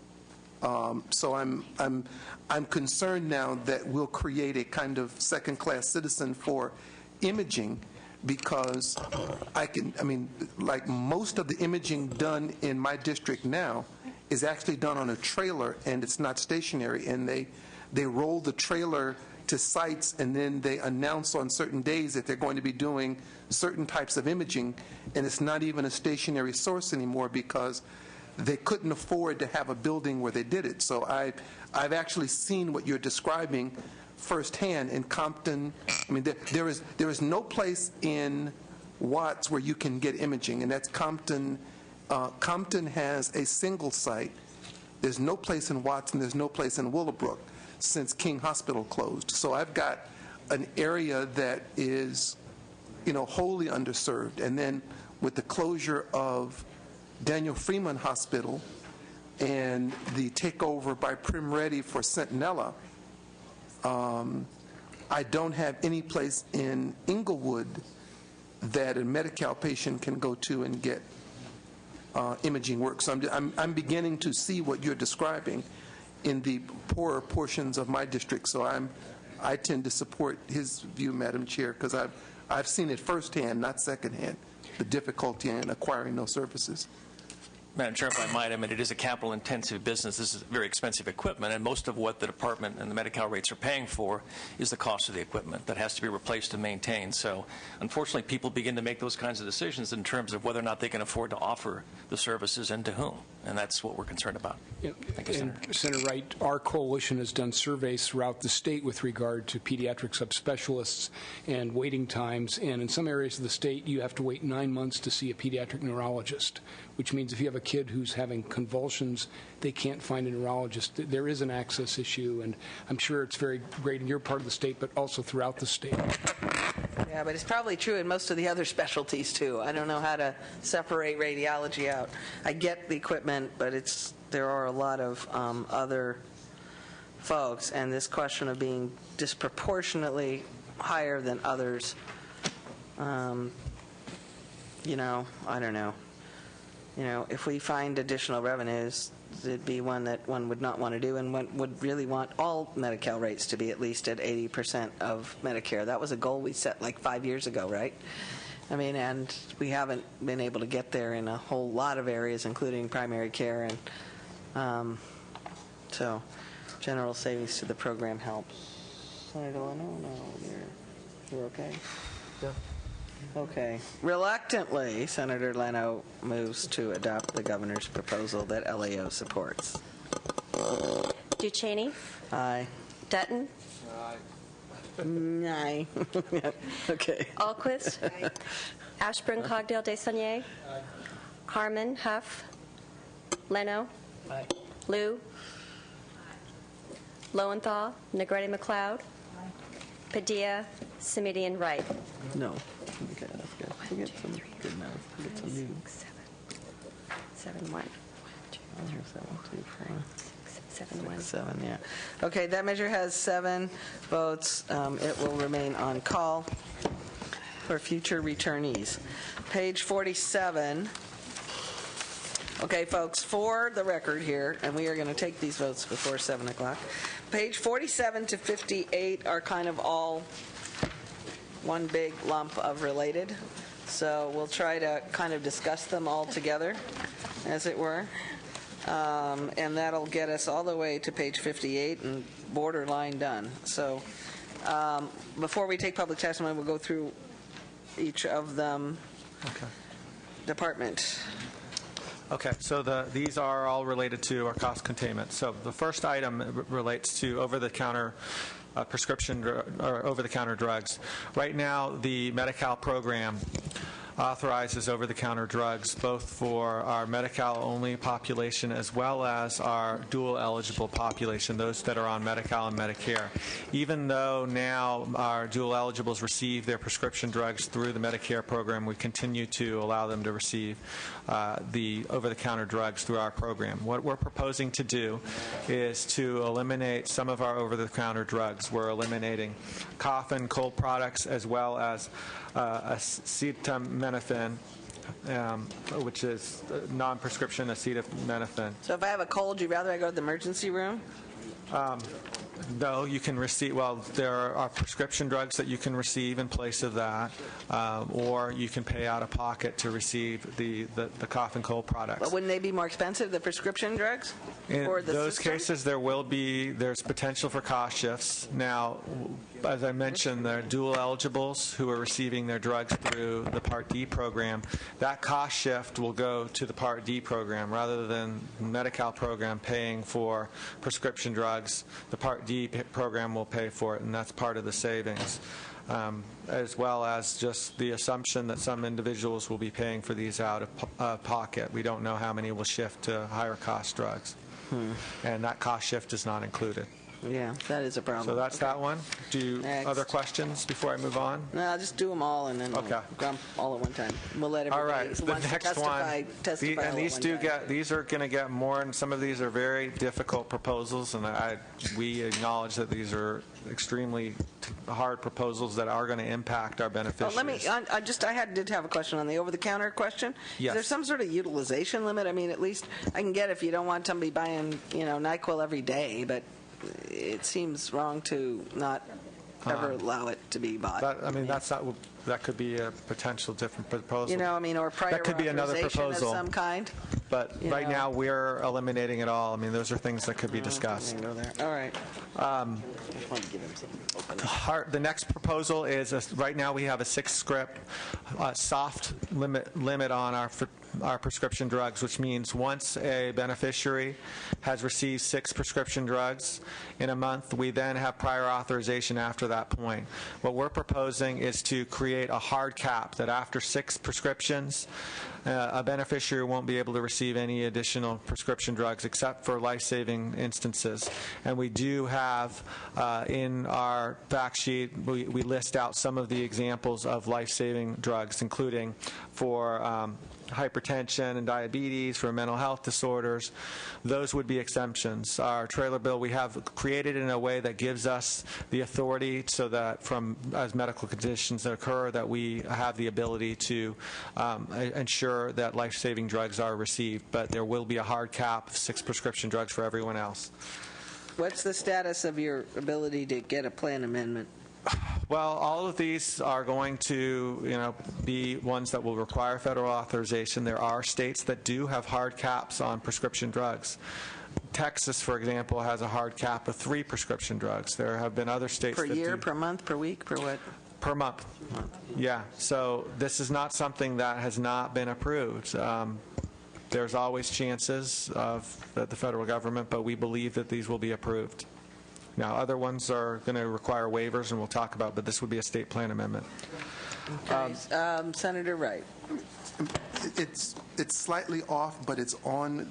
Last year, I had a back-to-school fair, and we limit people to like a pair of glasses a year.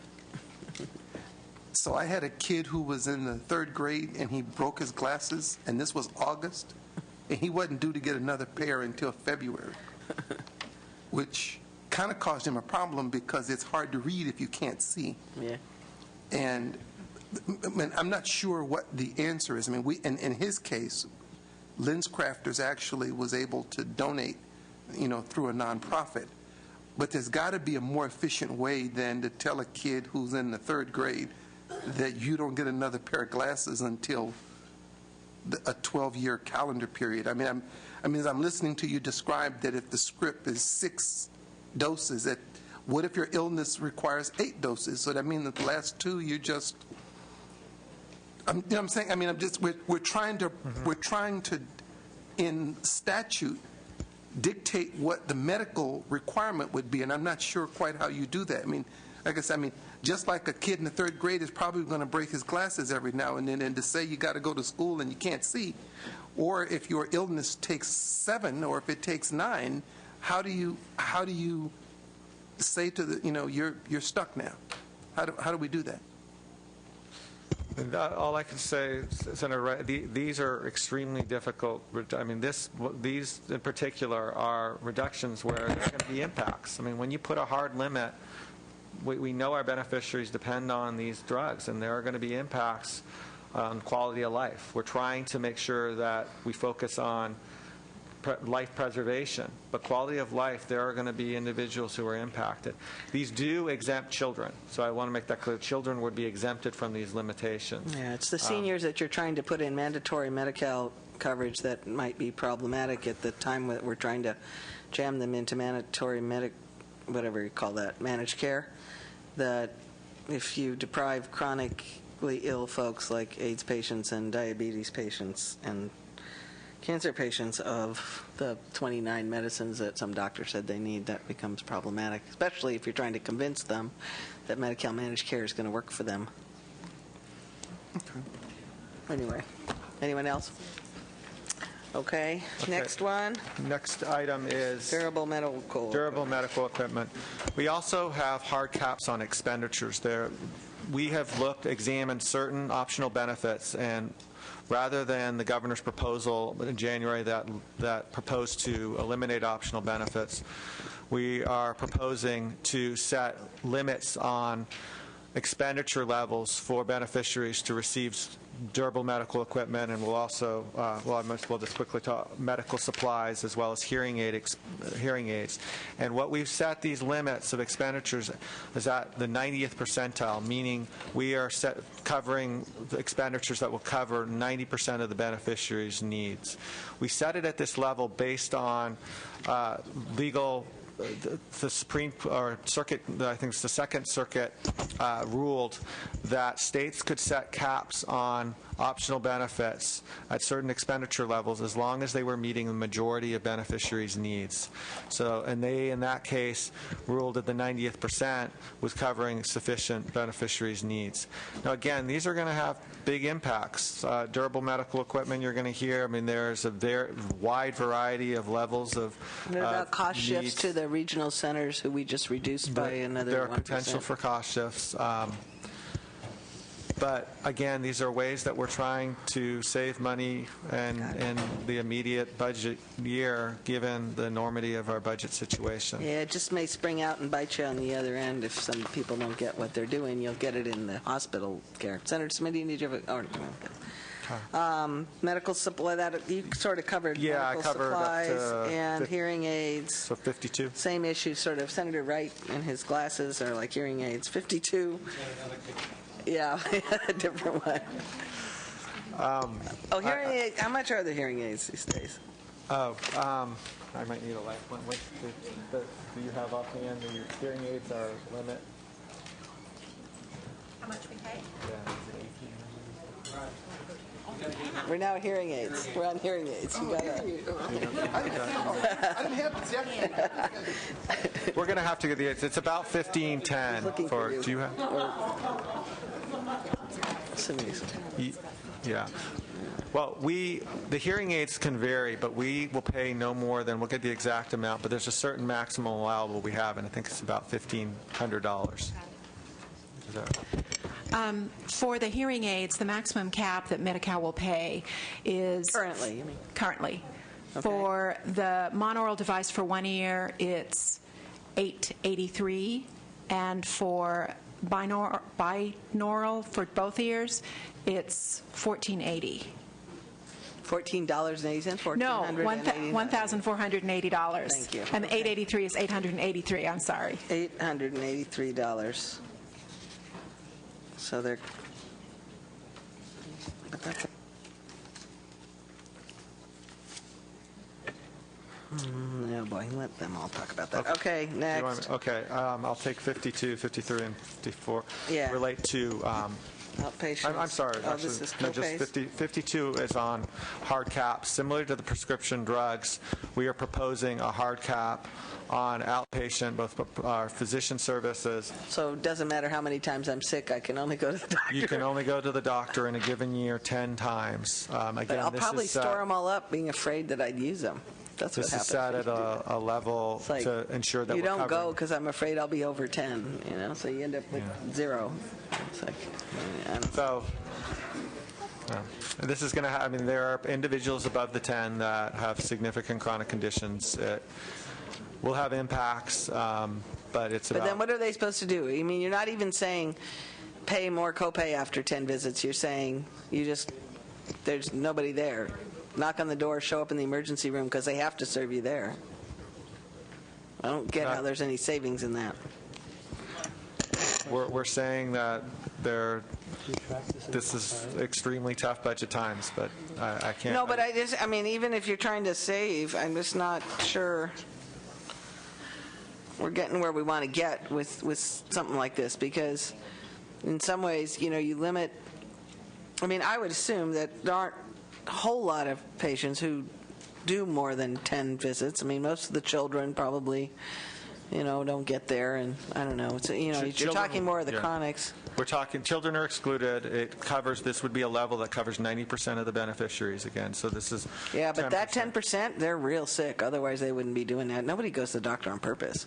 No, that's right. These are sick individuals. So the problem is to say zero is one thing to say, perhaps, and I don't know that I'd be thrilled with this, but to say after 10, you got to up more copay or something, but to say you just can't see a doctor is sort of setting them up for then you just go to the emergency room because they can't turn you down. I don't kind of get how you deal with that.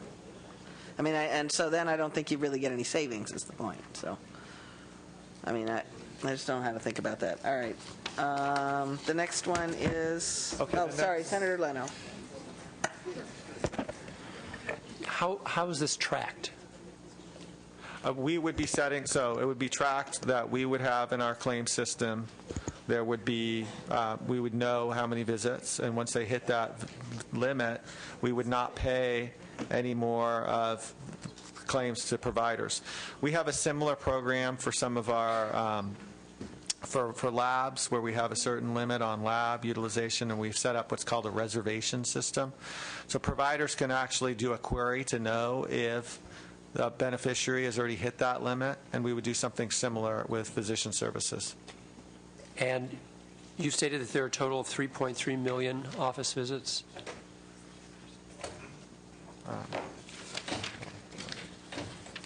Yeah. And that about 1.3 million were above the proposed cap? Yeah. It gets to what? So about 40%, that's significant. Yeah. These are the sickest. Okay, thanks. Next.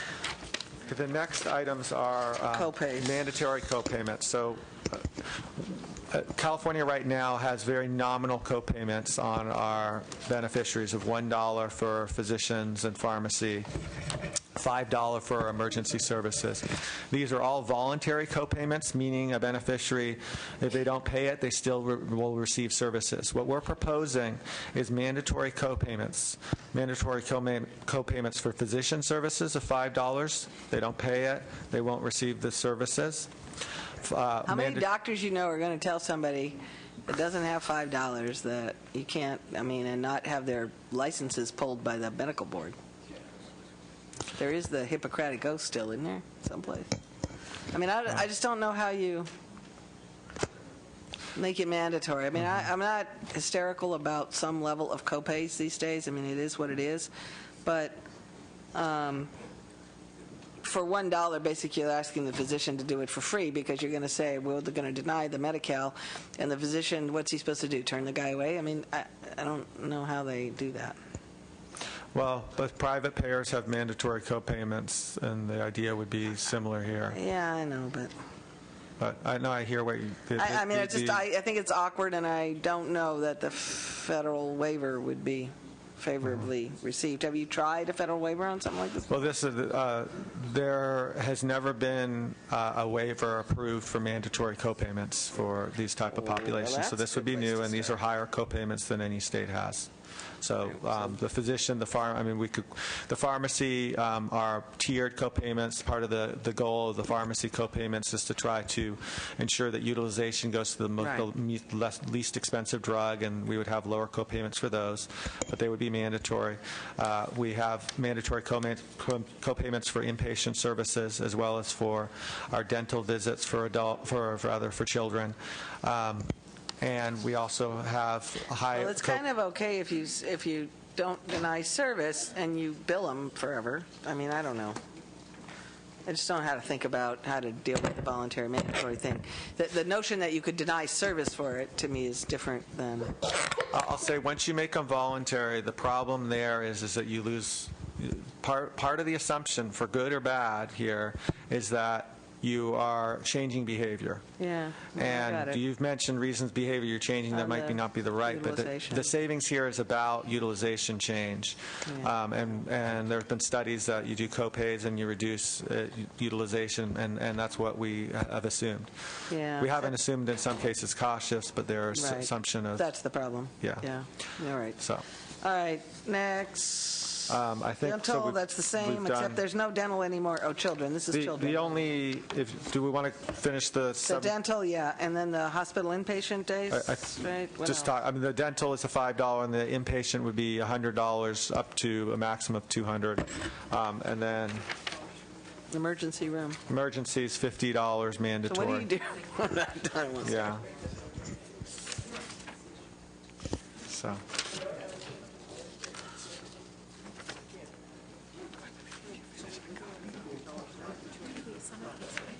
I'll talk about it. All right. The notion that you're going to get an emergency room patient who's lying there to, put up their $50 and not serve them is a little bit mind-boggling. All right.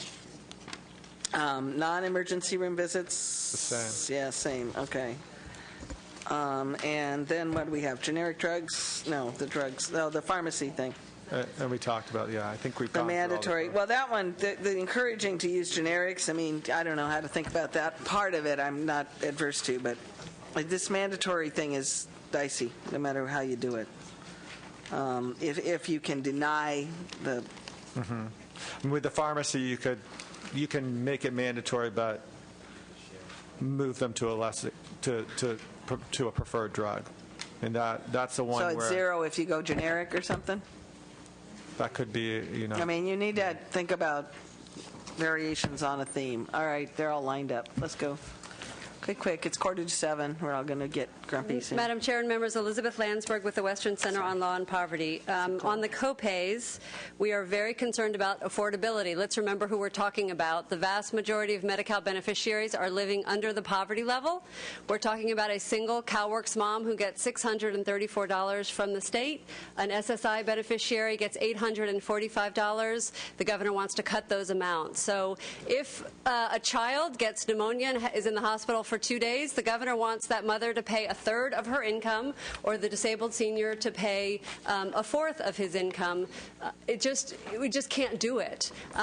Let's be clear about what mandatory means. Some providers will take the pay cut, and some providers will turn people away, and some people will go into medical debt even though they are on Medi-Cal. As Mr. Douglas indicated, we can't impose co-pays on people below the poverty level without a federal waiver, so there's a big question out there whether the feds would even allow any of this. We submitted a long letter to each of your offices citing many studies that show that the impact on co-pays is simply that people go without needed care. So I'm not, I understand the department is saying we're trying to have people not get unneeded care, but we know the research shows people will go without needed care.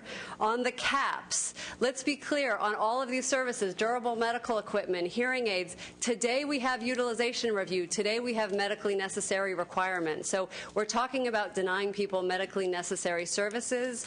As your discussion shows, there's going to be a disproportionate impact on higher needs folks who have to go to the doctor more than 10 times, who need a power wheelchair, They won't be able to get it in the capped amount here. I want to be very clear on the trailer bill language on the prescription drug cap. The department's fact sheet tells you that they are going to exempt life-saving drugs. That's not what their trailer bill language says. Their trailer bill language is half a page, and it simply says that the department can exempt certain drugs specifically. So they may have given you a list, but as the analysis notes, that list is not in the statutory language. And is there a definition of life-saving? Senator, the words life-saving are not in their trailer bill language. All it says is drugs specifically exempted by the department. Exempted drugs for the purposes of this subdivision shall be established by the department and be subject to utilization controls. So I think it's a very misleading fact sheet. Lastly, I know time is short, but I do want to address the internal nutrition. They're proposing to deny nutrition to people who are not on feeding tubes. For a savings of $117,000, they're trying to deny nutrition to people who cannot chew. Let's remember, we've decided to... Just so that is page 59, members. We'll include that in the lump. So that's fine.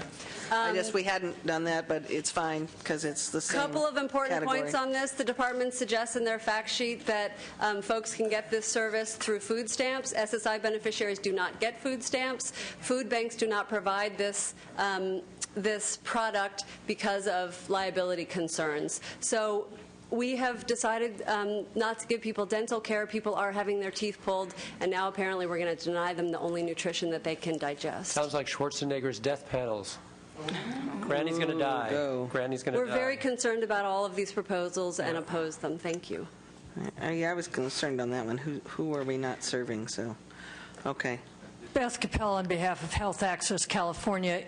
In fact, that is correct, Senator Leno. As a result of these proposals, people will die. Taken together as a package, this will result in people not getting the care they need to keep them alive. It will substantially increase costs to the state of California as well. It will shift costs. Some of these costs will be shifted to the schools when we look at durable medical equipment and I guess kids are exempted from those limits. I'm not clear on what they're exempted from and not. So we have to look at schools, we have to look at prisons, we have to look at our regional centers, we have to look at cost shifts across the general fund.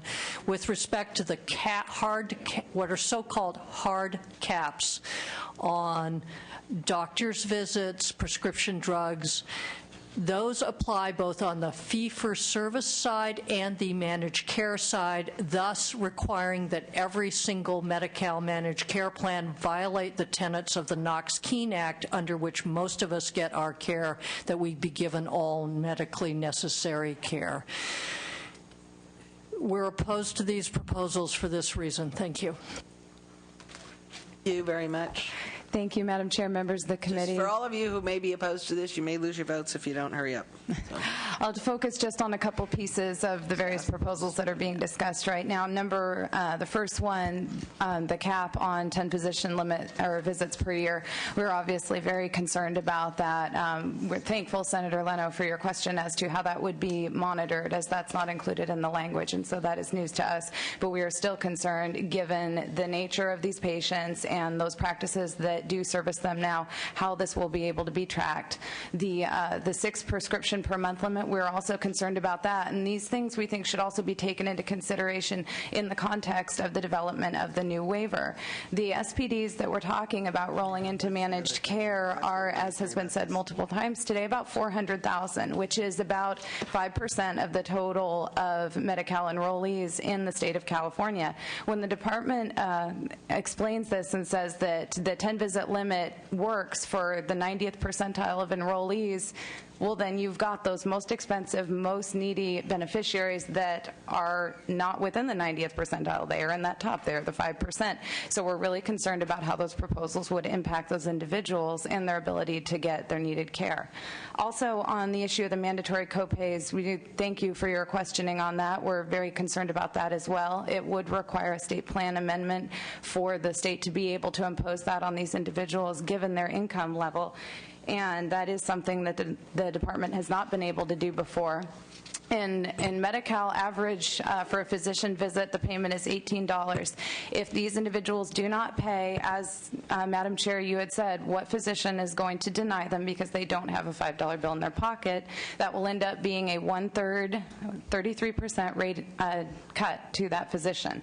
So that, of course, hinders access. And as we try to do this managed care expansion that the department is looking at doing, that's going to hinder that effort as well. Finally, I just wanted to quote Mr. Douglas in saying that the savings here with the copay proposal is about behavior change. Don't forget it is also about that rate cut, and this is going to hinder access, and this is something that we can't do right now. Thank you. All right, thank you. Madam Chair, members, Tim Madden, representing the California chapter of the American College of Emergency Physicians. And just to reiterate, our experience with the Medi-Cal population is that when they come into the emergency department, these are people that are already sick. We're not seeing the runny noses and the sprained ankles coming in for the Medi-Cal population. We understand the argument where copays should try and manage utilization, but in this situation, that is not the case. These folks need to come into the emergency department. To the extent that the caps and the copays cause these folks to pause, will only lessen their outcome when they come into the emergency department. For these reasons, we're opposed to these caps and copays. Thank you. Madam Chair, members, Bob Ackerman on behalf of the California Association of Medical Product Suppliers, providers of DME and medical supplies, object to the caps, and all the statements that have already been made in opposition are a very real threat to this population.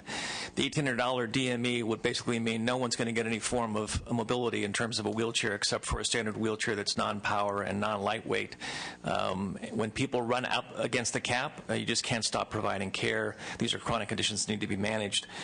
Briefly on the enteral nutrition, this is a TARD product that requires prescription. This is not you or I deciding we need a couple extra calories to balance our diet. These are people who are living on enteral nutrition products, and this can't be done. Thanks. Madam Chair, members of the committee, I'm Gary Passmore with the Congress of California Seniors. We strongly oppose all of these proposals for caps and copays.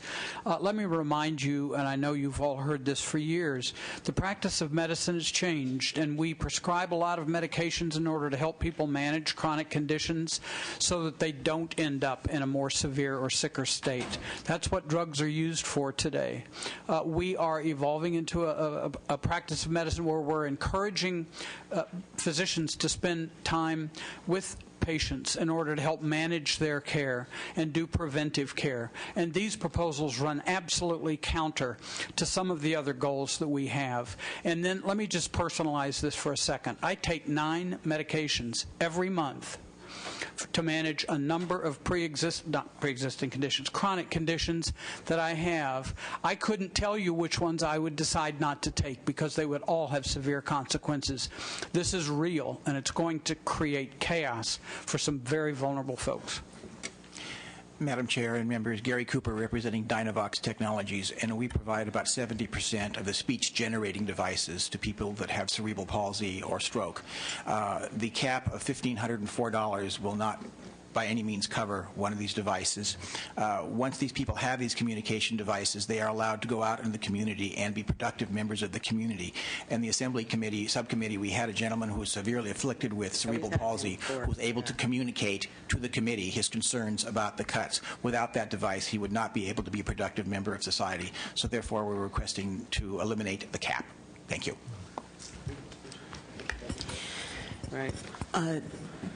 Deborah Doctor, Disability Rights California, supporting what all the previous folks have said. And I think it's true. This is about behavior change, because if I couldn't go to the doctor because I had used up my visits, I'd go to the emergency room. That's how my behavior would change. I would go to the more expensive, intense level of care that I needed if I couldn't go to the doctor. And if I couldn't get a wheelchair and needed one, I couldn't get out of bed, so it would change my behavior. I couldn't get to the bathroom. I wouldn't be able to work. And I'm sure you all know this. Nobody uses a power chair because they're so very cool.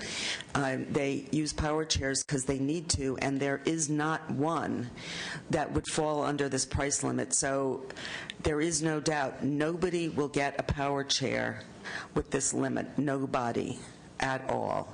And when you see folks around here who use power chairs, they're using them because that's how they get around. So not being able to have a wheelchair is not like not having a car. It's like not having legs. Thank you. Thank you. Madam Chair, members, Dave Helms, and on behalf of ATG Custom Rehab Specialists, we oppose the caps. We think the optionals are not optional for the folks that we custom fit with a wheelchair. Not only do they need mobility, but they need the supplies and the other equipment that goes along with keeping them healthy. These are the people with severe disabilities that will be the first people that go to nursing facilities without their mobility. Thank you. Thank you. Jennifer Snyder on behalf of the American Diabetes Association. This durable medical equipment cap would affect diabetes equipment. So for the most at-risk and most disabled individuals with diabetes, they would probably, with a $1,600 cap, would have to choose between getting their insulin pump, their testing device, or their wheelchair or other types of assisted devices, and that really concerns us. So we would oppose that cap. Thank you. Thank you. Good evening, Chair and members. Allison Ramey on behalf of the California Primary Care Association, representing the community clinics and health centers. We are here in opposition to this entire cost containment proposal, but specifically the utilization controls.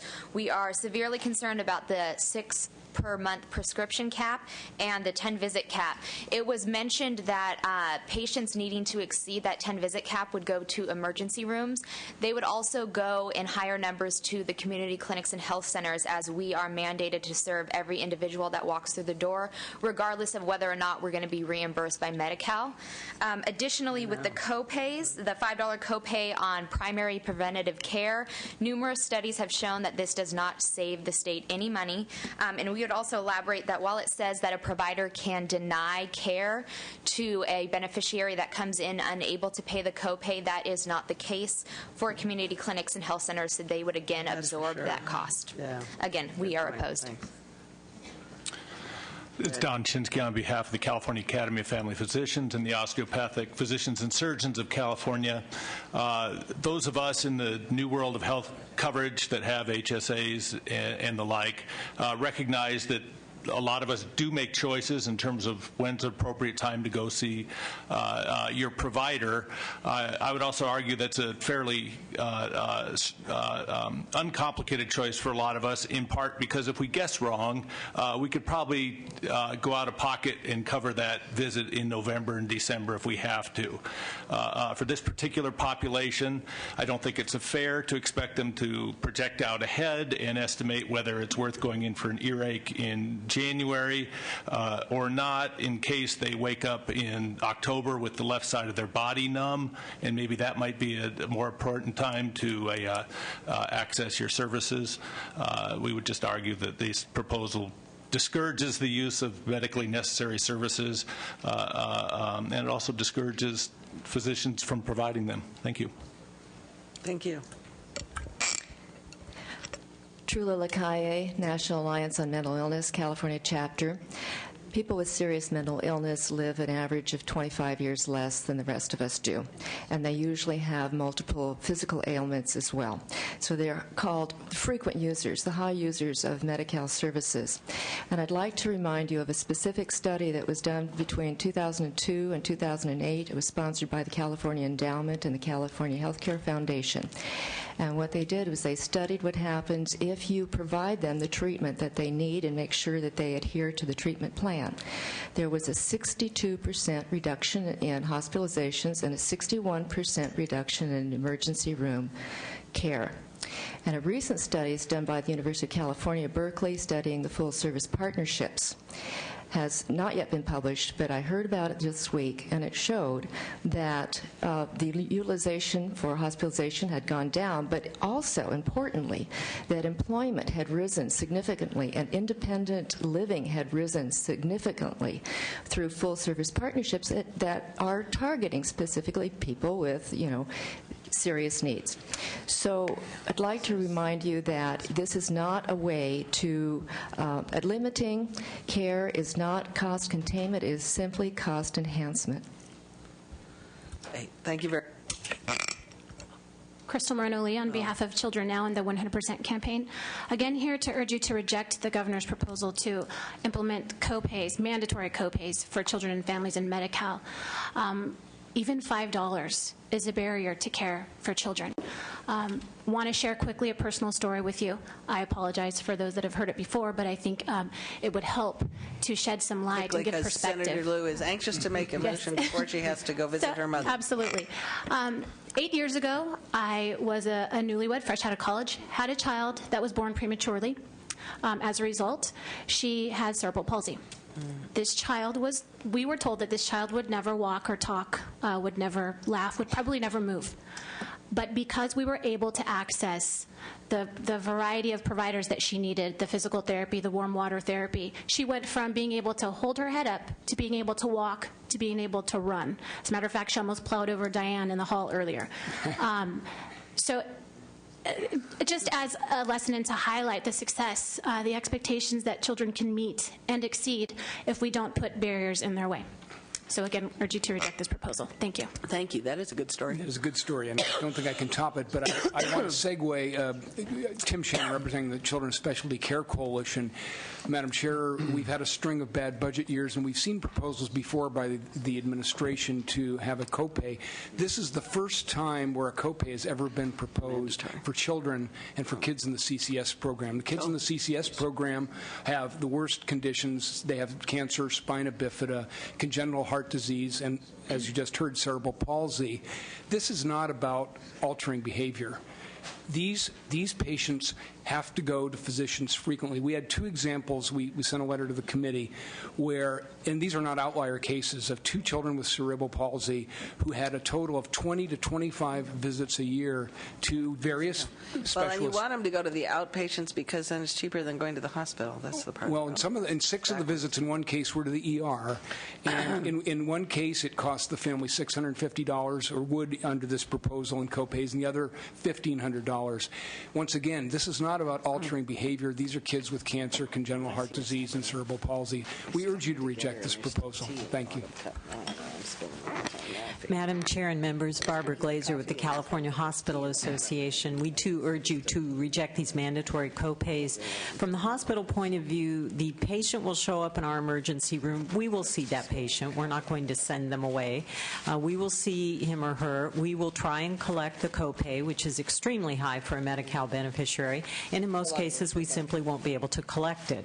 And the same is true for their inpatient care. If they need to be admitted to the hospital, they will be provided care, but we will try and collect that $100 per day up to $200, and we won't be able to. So we urge you to reject this. It is in many ways just a rate reduction for providers. Yeah. Thank you. Last two. Go, Madam Chair, Nathan Mansky, representing the private essential access community hospitals.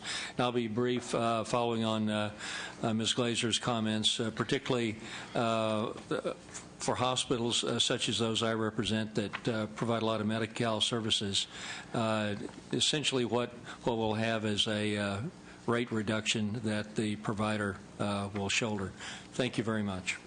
Okay. Madam Chair, members, Sharita Lane with the California Children's Hospital Association, and I want to echo my colleagues' comments before me, especially those related to high Medi-Cal providers such as children's hospitals. Thank you. Thank you. All right. Before I lose her, Senator Liu, would you like to move to deny all of the items on pages 47 through 59? Thank you. Okay, Senator Dutton. Okay, I'll make this really quick because I don't like any of this. Don't like none of us like any of this stuff.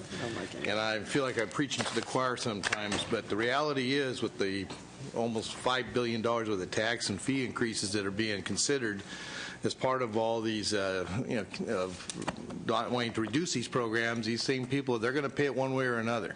Okay, and until we get serious about reducing the costs through excessive regulations that we've got, that we've put here in this state, this is not going to change because we aren't willing to do what it takes to also bring in the jobs. We're losing the jobs. We got to have jobs in the private sector, not the ones that are dependent on government payments, but the ones that actually are there to generate, wealth. We're not going to solve this problem. So these ugly decisions are going to keep plaguing us until we finally do something about it. And also, too, there is inefficiencies. I've dealt a lot with some of the problems with Department of Health Services and so forth. There's a lot of inefficiencies here. And the people who are going to pay the price are these people here that need access to these drugs and services. I'm going to go ahead and support the governor's proposal because I don't see any alternative at this point in time, but I appreciate you allowing me to make that statement, though. I appreciate that. And what I was going to comment just to the department, I think these particular proposals don't work. I don't think any of us are not open to as much cost containment as we can, but we always note that our particular Medi-Cal program is the 51st out of 50 states in its rate payments, even though we have a large Medi-Cal population, which unfortunately with unemployment has been growing.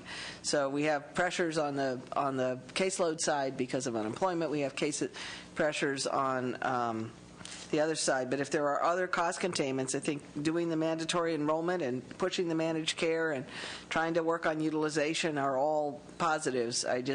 These particular proposals, if the administration comes up with some other ones, I don't think people are opposed to real cost containment, but doesn't sound like these kind of do the trick. So on that basis, Senator Liu moves denial for all of the items on denial of the pages 47 through 59. Ducheney? Aye. Dutton? No. Alquist? Aye. Ashburn, Cogdill, Desaulniers? Aye. Harmon? Huff? Leno? Aye. Liu? Lowenthal? Negrete McLeod? Padilla? Semidian Wright? It's not, that's two. Okay.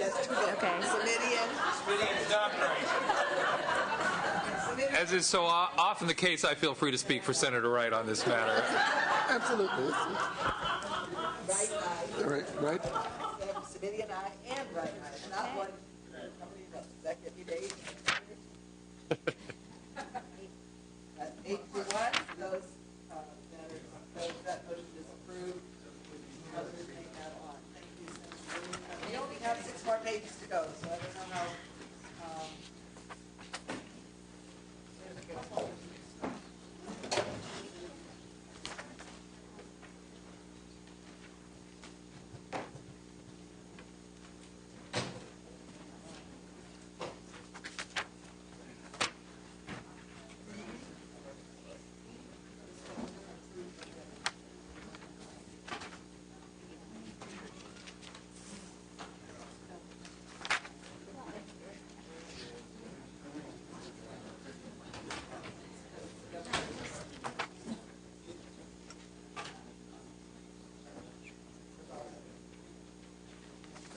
Okay.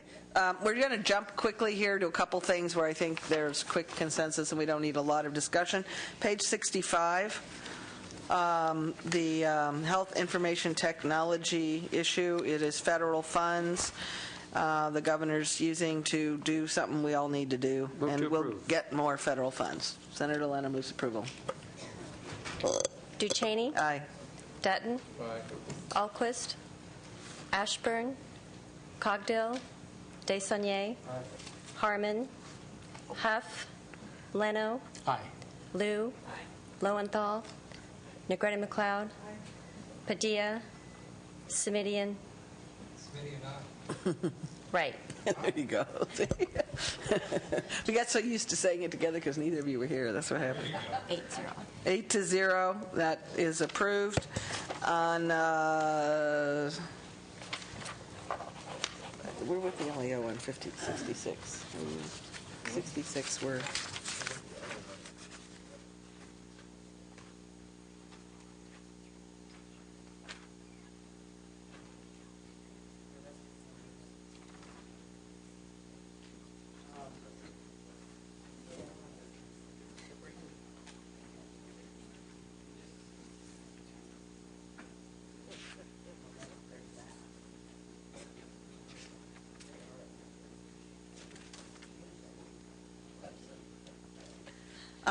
Okay, we're back to page 60 then. All right, the elimination of the Part B. Vanessa Baird with the Department of Healthcare Services. In 2008, September of 2008, the state of California stopped paying Part B Medicare premiums for individuals who had an unmet share of costs that exceeded $500. We had originally came in with a proposal to eliminate payments for all dual eligibles who do not meet their share of costs, but the legislature negotiated a change so that it would only be those who exceeded $500. California is the only state that pays these premiums. It is a 100% general fund cost because until a person meets their share of costs, they're not considered eligible for Medicaid, so we can't get the federal financing. This proposal is taking it back to where we would not pay any Part B premium for those who did not meet their share of cost without regard to the amount. So from $1 up past $500. Is the share of cost calculated by Medicare or by us or by us? For Medi-Cal. We have to kind of do a... Yes. We're talking about 900 people here? Yes. And how many of them are unlikely to get service because, I don't know, I'm a little conflicted on this one. LAO, any thoughts? We are recommending adoption of the governor's proposal. This page 60. Page 60. Who are they? Yeah, why don't you describe the population for us a little better? Who are they and what would become of them? Pardon me? Who are they and Who what are would they? become of them? And what would become of them? And These there are are only in- 951 of them according to my agenda. So. These are individuals who are eligible for both Medicare and Medi-Cal. The services that they would receive under Part B requires payment of a premium. For most individuals who are on Medicare, their Part B premium is something that they pay themselves, and I believe it comes out of their Social Security check. Okay. For this particular population that are dual eligible, so also eligible for Medi-Cal, California, the only state in the country, elected to pay these Part B premiums on the individual's behalf. I see. So that was so we could get them on Medicare and not have to pay for them in Medi-Cal, right? They were already on Medicare, but I believe it was probably a situation to encourage them to continue to seek the health care and in Part B. Yes, yes. Which then saves Medi-Cal money, right, or not? Well, they would still get the services under Part B, but the premium would come out of their Social Security check rather than us paying it on their behalf. So they would still be participating. And how much is that premium likely to be? I believe it's about $110 approximately. Does that sound right? It's about $100 per month. Right. $100 a month? And the reason you're Medi-Medi is because you're SSI and the governor wants your grant to be less than $600? How are you supposed to pay that? Just to clarify, with this population, their income is above the standard Medi-Cal threshold, and so they have a requirement to spend down a certain portion of their income on health care expenditures before they would become fully eligible for Medi-Cal funded services. And once they meet that share of cost, then we would pay the Part B premium on their behalf. So if they're an SSI recipient, are they automatically eligible under your formula? Madam Chair, if I may, if someone's on SSI, they automatically get free Medi-Cal, so they wouldn't be in this category of having a share of cost. Okay, thank you. So these That are helps. folks probably who are on Social Security disability or Social Security retirement, and they have to be above the Slightly SSI above. level to have a share of cost. So they got to be somebody that's maybe 120% of poverty? I mean, So you're eligible for free Medi-Cal if your income is $1133 or below. You're eligible for aged and disabled Medi-Cal. So these folks have income a little bit over $1150 per month. For an individual or a couple? For an individual. $1,100 a month. So that's $12,000 a year. Their income's $1,100 a month. They got to pay rent, food, and everything, and you want to pay $100 a month for their Medicare Part D? Ouch. I mean, I get that other people are paying it, so I don't know. Madam Chair, Western Yeah. Center does not have a position on this issue. We actually are confused as to how there could be people who have a share of cost less than $500 because of how the math works out. So it's a little puzzling to us. I don't know. This is hard.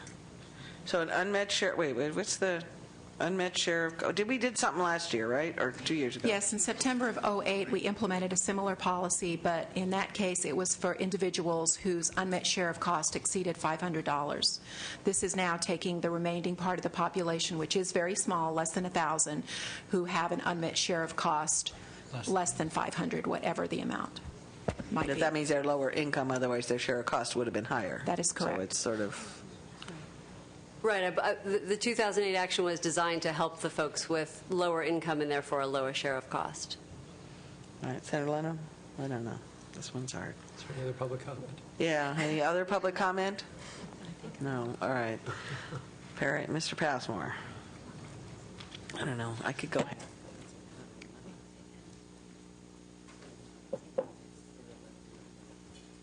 Gary Passmore with the Congress of California Seniors. I think I'm only telling you what you've already concluded, Senator. We're taking a small amount of money away from some very, very fragile people who are living on the edge of poverty, and we oppose the proposal. I mean, if we can, I don't know. It might be possible that we can, I don't know, get away without doing some of the other things that we're doing to same people, but $1 million. I don't know. Yeah, it's only $1 million in savings. I move to reject. All right, Senator Lennon moves to reject. We were trying. All right. Call the roll. Ducheney? Aye. Dutton? No. Alquist? Aye. Ashburn? Cogdill? Desaulniers? Harmon? Huff? Leno? Aye. Liu? Lowenthal? Negrete McLeod? Padilla? Simidian? Aye. Wright? Aye. 1, 2, 3, 4, 5, 6, 7, 1. Okay, that measure has 7 votes. It'll remain on call. Page 61. The eligibility changing something department.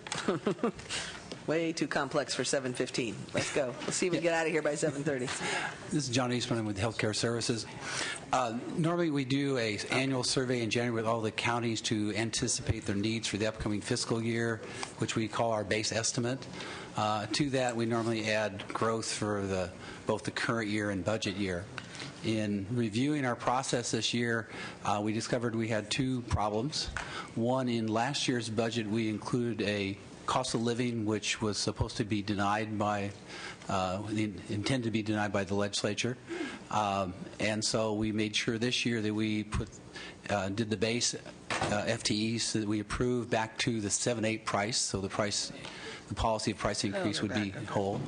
And we also looked in the process of doing the surveys. When we asked what they need for next year, we came to the conclusion there's some level of duplication between what we do in the base and what we do as a separate eligible growth adjustment. In order to one-time correct for that adjustment, we only included growth for 10-11 rather than our normal 2-year growth to offset what may be a duplication in the base.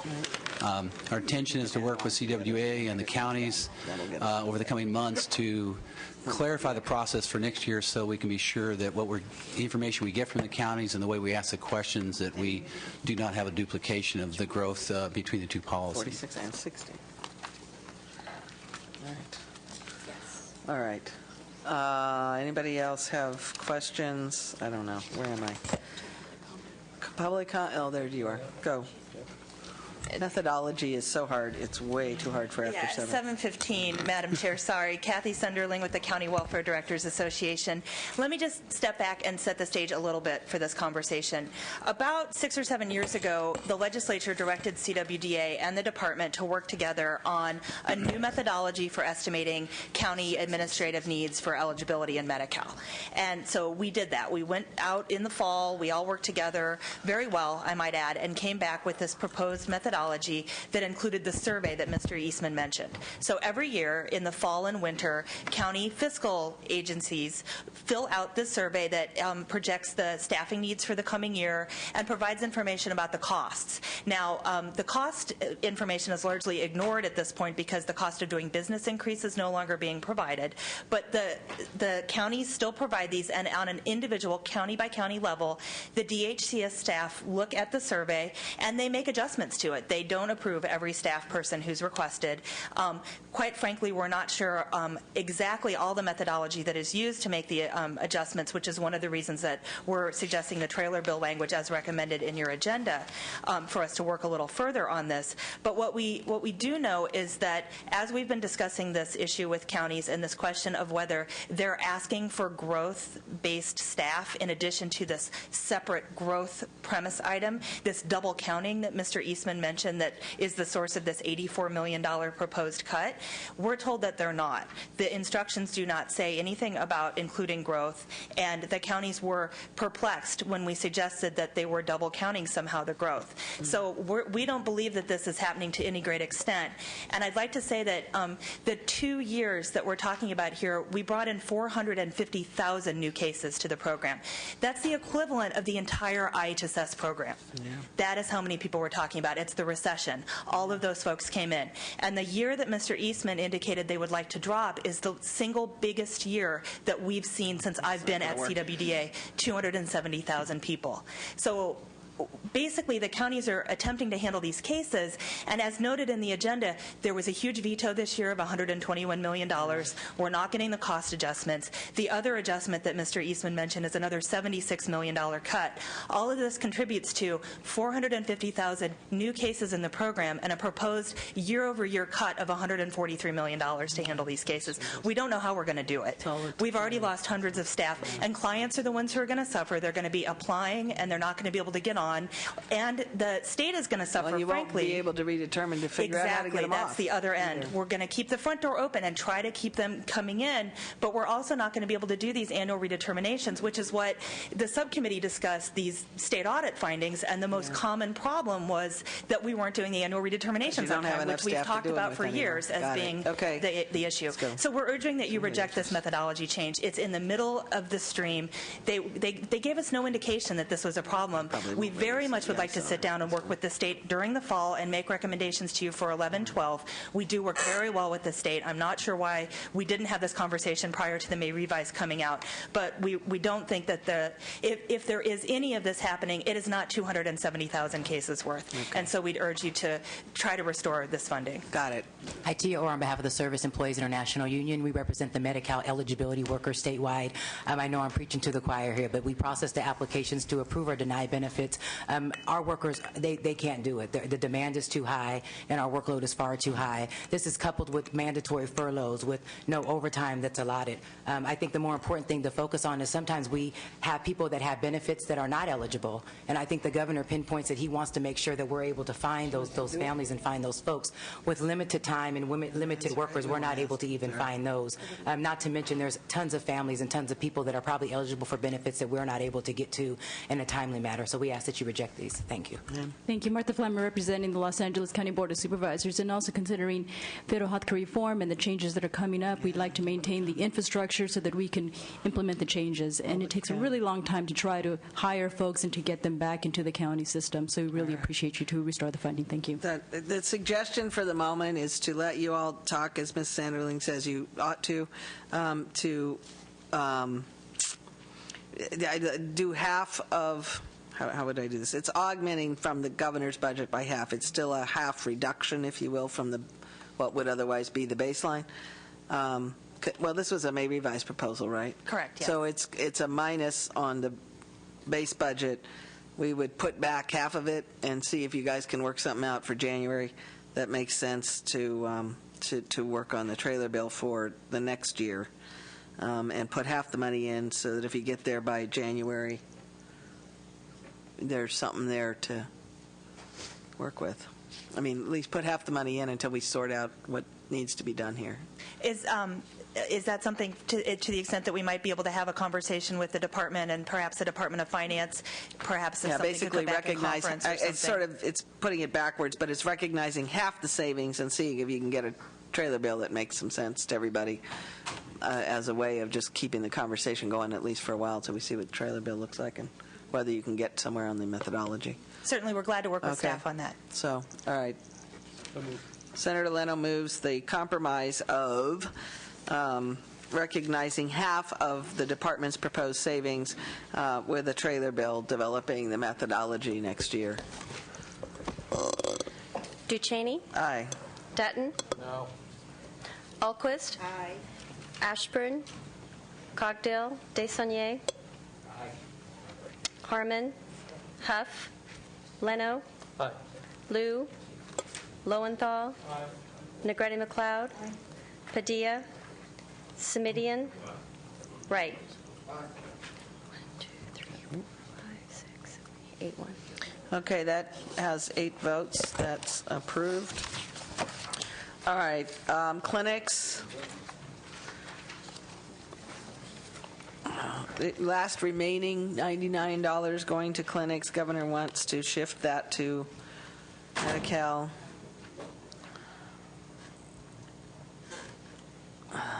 It's just, I mean, if you're going to try to create medical homes under the waiver, I don't know how you do this and make any sense out of any of it. Anybody care to comment? We recognize, this is John Wonderlick with Finance. We certainly recognize that this would be an impact to these clinics. They do have other sources of revenue, and again, this is something we've proposed due to the need to achieve general fund savings. Yeah. Good evening, Chair and members. Allison Ramey on behalf of the California Primary Care Association. As you mentioned, last year the governor vetoed the general fund dollars for the expanded access to primary care. Now all that remains for 580 clinics is $10 million. This is a time when we are seeing an increase in uninsured, and this is for serving those uncompensated visits. We ask that you reject the governor's proposal. We recognize that you are getting some federal funds, and we appreciate the federal government, but there's got to be some state in the We do, and then we would also just say to that is those funds are coming down the road, so Right. in the meantime, clinics are closing, and there's going to be additional upstart if we ever hope to open those down the line when those healthcare reform dollars do come. So again, All right. reject this. Thank you. Question. Yeah. When was the program created? I believe it was created 20 years ago. Is that correct, Diane? Dugmasian. So in the height of a recession? Yes, correct. Ah, the Wilson recession. The Wilson recession, not the Dugmasian recession. The Dugmasian recession. The Reagan recession. I don't know. All right. Move to deny. Senator Leno moves to deny. Ducheney? Aye. Dutton? No. Alquist? Aye. Ashburn? Cogdill? Desaulniers? Aye. Harmon? Huff? Leno? Aye. Liu? Lowenthal? Aye. Negretti McLeod? Padilla? Simidian? Wright? 1, 2, 3, it should be 8, 8 to 1.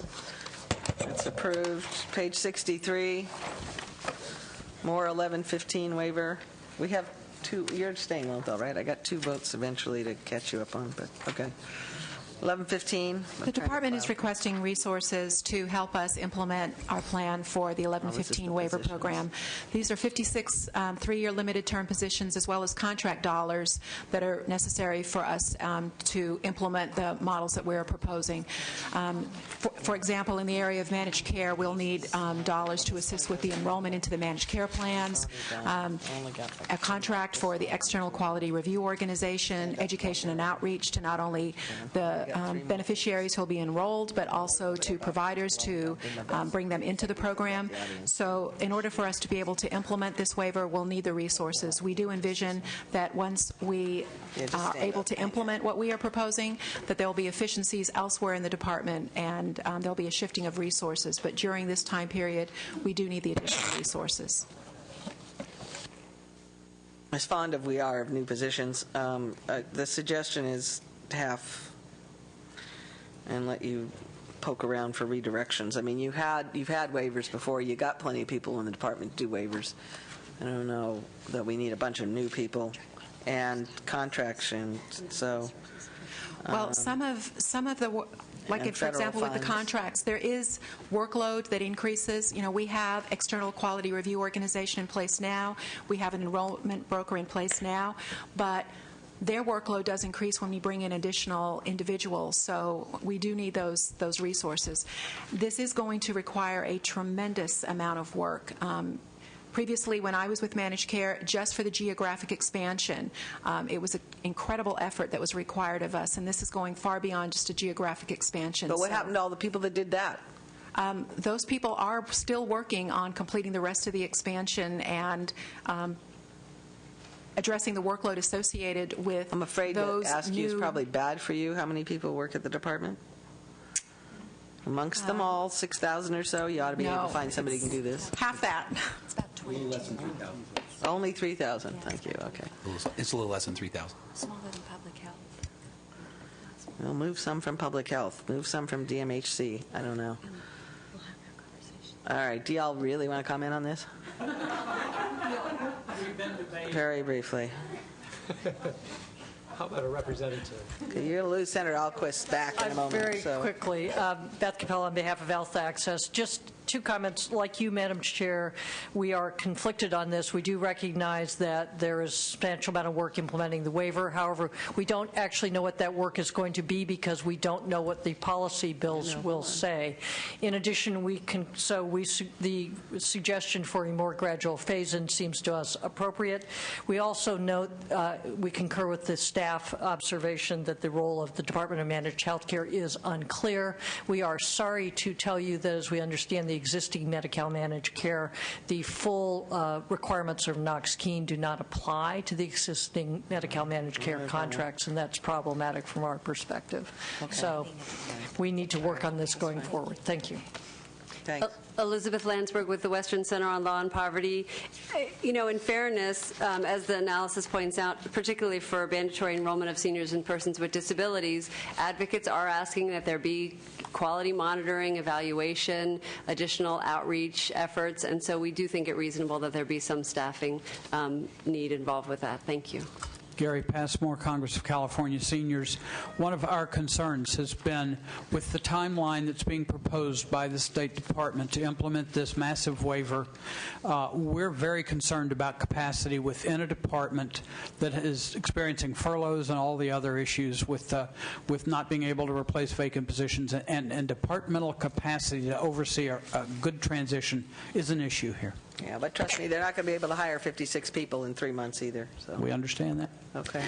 Deborah Doctor, Disability Rights California, and I think the staff positions should be in line with what actually happens with the movement of people with disabilities into the waiver. And as we're not supporting the movement of people in 1 year starting in February, we think there's some proportionality there. Thank you. Okay. So Senator Leno moves that we approve half the request and have us look for other funding sources and/or kind of redirection of positions and vacancies and such before we would authorize this many new positions. Ducheney? Aye. Dutton? Alquist? Ashburn? Cogdale? DeSaulnier? 9-2. Harmon? Okay.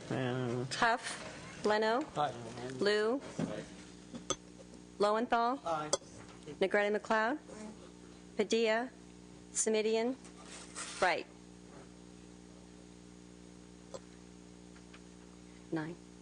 Okay, on a 9-0 vote, that motion is approved. Page 65 conforms with whatever we did in the nursing home, such as I understand it. Right? It conforms. It's a denial. If we denied, we deny. So this one conforms. Okay, well, you sent the other to conference committee, so then... Yes, this is where the department is requesting resources to implement the proposal we put forward for the changes to the AB 1629 rate methodology and the quality and accountability. Oh, and we approved proposal. the other piece? We said that we would do placeholder and keep conversations going. So the conversation's going, it's going to conference. That's the conforming. This conforms to whatever happened over there in whatever the quality assurance fee that we don't remember from 2 hours ago. Okay. It'll go to conference one way or the other. Page 66. No, that's a conformity. Page 66. No, we did 64 earlier, not 66. We did 65 earlier. Page 66. This is the 99 issue. The LAO, the suggestion here is to adopt the LAO recommendation, which is to maintain the 2 programs and allow the reductions in the other ones. Is that, LAO, quickly? Thank you, Madam Chair. Lisa Morawski with the Legislative Analyst's Office. I know, that's why. The Governor's May revision proposes eliminating about $1.3 million in Prop 99 funding for the California Asthma Public Health Initiative and for a research study. We believe that preserving this core public health activity is important. We are recommending adopting the reduction of approximately $100,000 for the research study. And for the health education? I'm sorry? For the I thought California, also the health education was to be reduced? For the California Asthma Public Health Initiative, we're recommending... Leave the asthma initiative in. Right. And then they didn't comment on these. These are just... Those are just For the research study within the Environmental Health Investigations branch, we recommend adopting the Governor's proposed reduction. That's this one, right? Research account. There's no issues on research or health where they want a change. It's on Oh, the governor already was doing this. I get it. Yeah, the other ones are technical Okay, these are, the adjustments. governor was already proposing to reduce the research and health ones. You're consistent with that? Yes. The only yes. difference is that rather than reducing the asthma, we don't reduce the asthma, and you suggest we delete the breath program? Is that, am I missing? It's I'm not reading this right. deleting, it's just reducing funding for one research study. No, it's not incorrect. Well, No, this all- is the way this reads. The agenda is correct. Okay, oh, I see, okay. Reduction of the $106,000 study within the Environmental Health Investigations branch of the breath program. So not the whole breath program, it's just an item within the Right. breath program. And you say reject the governor's proposal on the asthma, leave that alone. And the rest of the governor's Right. proposal would be okay. And the other two are technical adjustments due to less funds available in the account. Ah, okay. All right. And finance, you would agree with the less funds available part of this. You just don't agree with the asthma part. Is that accurate? Brandon Nunes, Department of Finance. That's correct. Okay. Move the LAO recommendation. Senator Leno moves the LAO recommendation. Oh, sorry. You want to Okay. comment? Paul Neprath with the American Lung Association in California. You agree with the LAO? Yes, You ma'am. two? You three? Whoever's up there wants? Okay. Your department. Never. Okay. Ducheney? Aye. Dutton? No. Alquist? Ashburn? Cogdale? DeSaulnier? Harmon? Huff? Leno?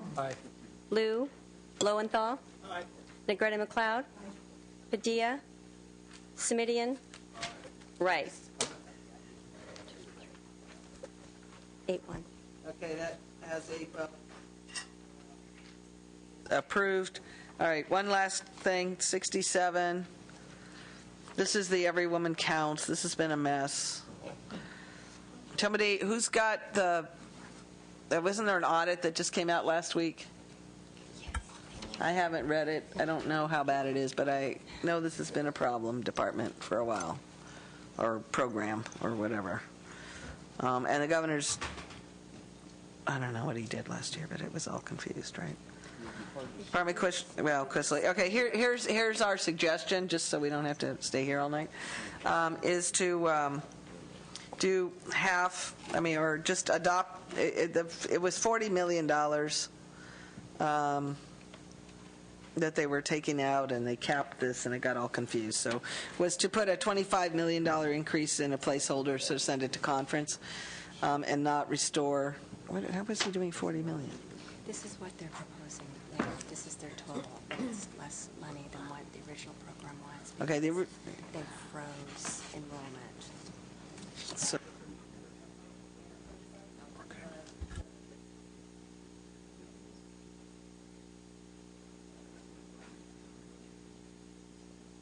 yeah, I get it. The baseline is $40 million. All right, but this is the one where you capped the thing and got all the clinics confused, and yeah, it was a nightmare. Okay, and the assembly, for members' edification, has augmented by almost double, back to essentially the 2008 level. So our suggestion was to augment by only 25 and allow it to go to conference in that fashion. But you don't want to augment it all. Gotcha. Okay. Senator Alquist moves to augment by $25 million just to keep it going. Ducheney. I'm with you. As soon as we sort out the auditing and such, we got to figure this one out. Aye. Dutton. No. Alquist. Aye. Ashburn. Cogdale. Desaunier. Aye. Harmon. Huff. Leno. Aye. Liu. Lowenthal. Aye. Negretti McLeod. Aye. Padilla. Semidian. Aye. Wright. Aye. 8-1. Okay, that has 8 votes. It's out. Thank you so much for your patience, everyone. I do need to go back for 2 votes before the add-on part. Pages 46. I appreciate everyone's patience, audience, staff, members. Page 46 and page 60, we need to, I think you voted on it, Gloria, but just 2 that we need to call the roll on, and then the rest you can add on. You did. On page 46 was the reduction to the radiology rates. We discussed it, but I think the motion was to deny. To approve. The motion was to approve that rate reduction over with a lot of concern and discussion. The vote is 7-1. Lowenthal. Aye. Semidian. Actually, the 1 was right, but I don't want to tell you that. Okay. On page 60, so nobody got confused that it was Senator Dutton. Page 60, the motion to, or this one we did consider whether we ought to eliminate the payment for the federal Medi-Cal Part D, but in the end, after some discussion, Senator Leno moved that we deny the recommendation of the governor. The vote is 7-1. Lowenthal. Aye. Okay, that gets us 8. I think that gets all our motions out. If we clean up tonight and find out there's anything left, we'll try to do tomorrow. Appreciate everyone's patience. Listen, tomorrow we're going to try to finish whatever's left on the universe, mostly education. Not a lot more. There's some resources and trans issues that have been kicked over, the AB 3632 issue. We will not be able to start until adjournment of approps. So I'm hopeful that as many people as possible can plan to be here in the afternoon. We will have session in the morning, it's my understanding, and then approps will meet, and then us. So, and Friday there's session, so it's not like you should plan to go home anyway. Thank you all. Bye.